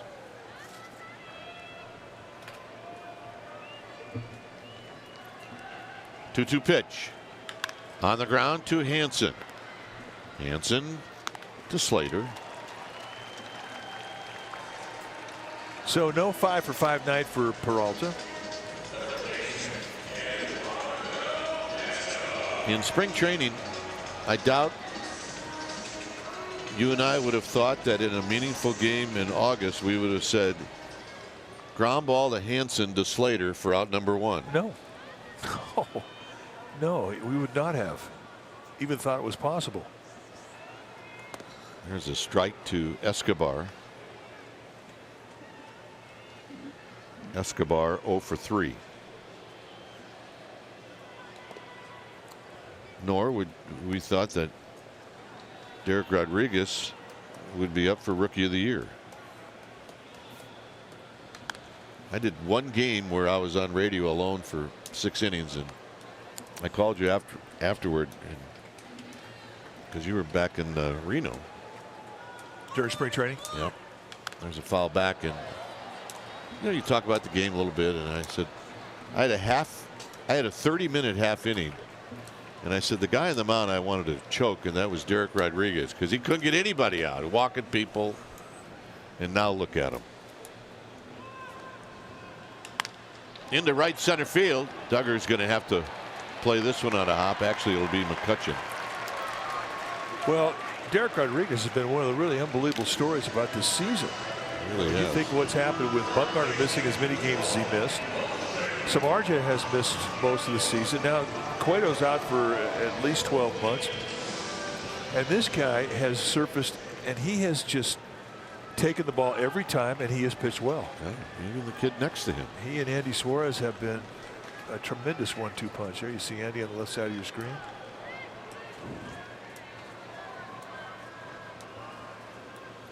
Goldschmidt takes a breaking ball inside. And we didn't figure on seeing either one of these guys in spring training. Thought they were a year away. Might see him in September type thing. Not so.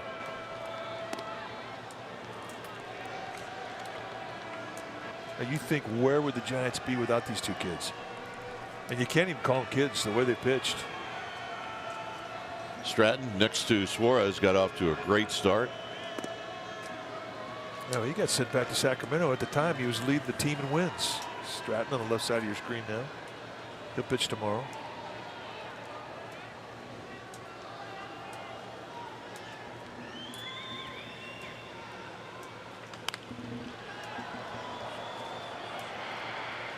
Two and two to Goldschmidt. His block got in on the hands of Goldschmidt.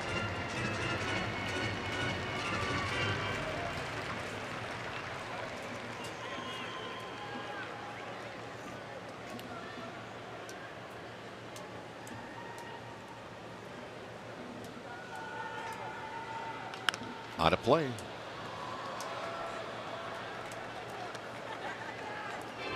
Giants brought a 3-game winning streak into this contest tonight. And you always wonder, when a team has a little bit of a streak going into an off day, how are they going to come out of the off day? Are they going to be able to pick it up? So what Bruce Bochy has seen tonight, a 10-hit night or 11-hit night,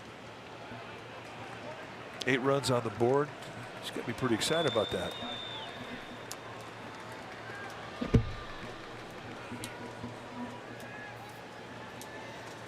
You get used to it. From here on out, every game is the biggest game of the year. We'll say it again tomorrow night. I love this time of year. Yeah, those two guys haven't been able to relax a whole lot lately. Well, they're the hitting instructors. Alonzo Powell, Rick Shue. Talk about a couple of grinders. I mean, they are in the trenches deep every day, getting these guys ready. Got him. Locke wins that battle. It was a long one. His first strikeout. And here's Pollock.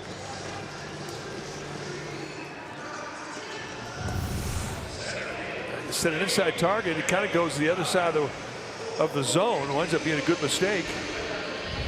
A swing through strikeout.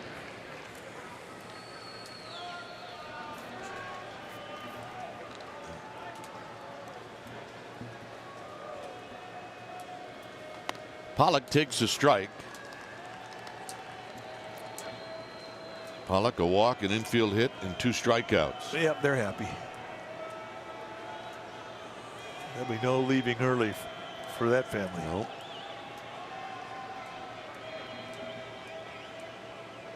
Foul at the plate, 0-2.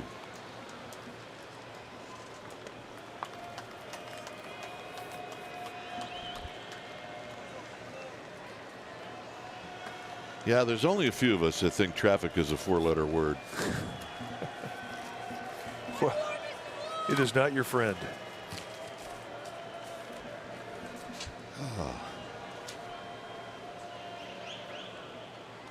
Just outside, 1-2.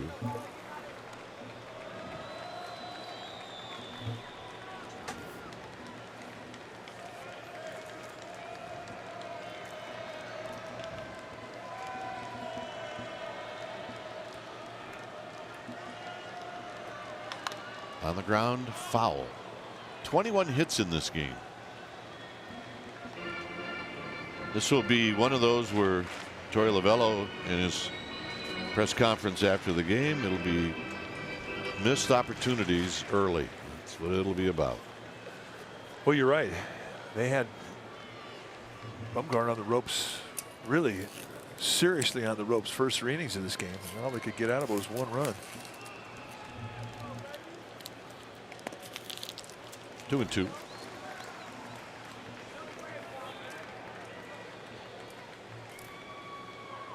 The elusive hit that breaks open an inning. And that's what they're going to think about when they leave this ballpark tonight.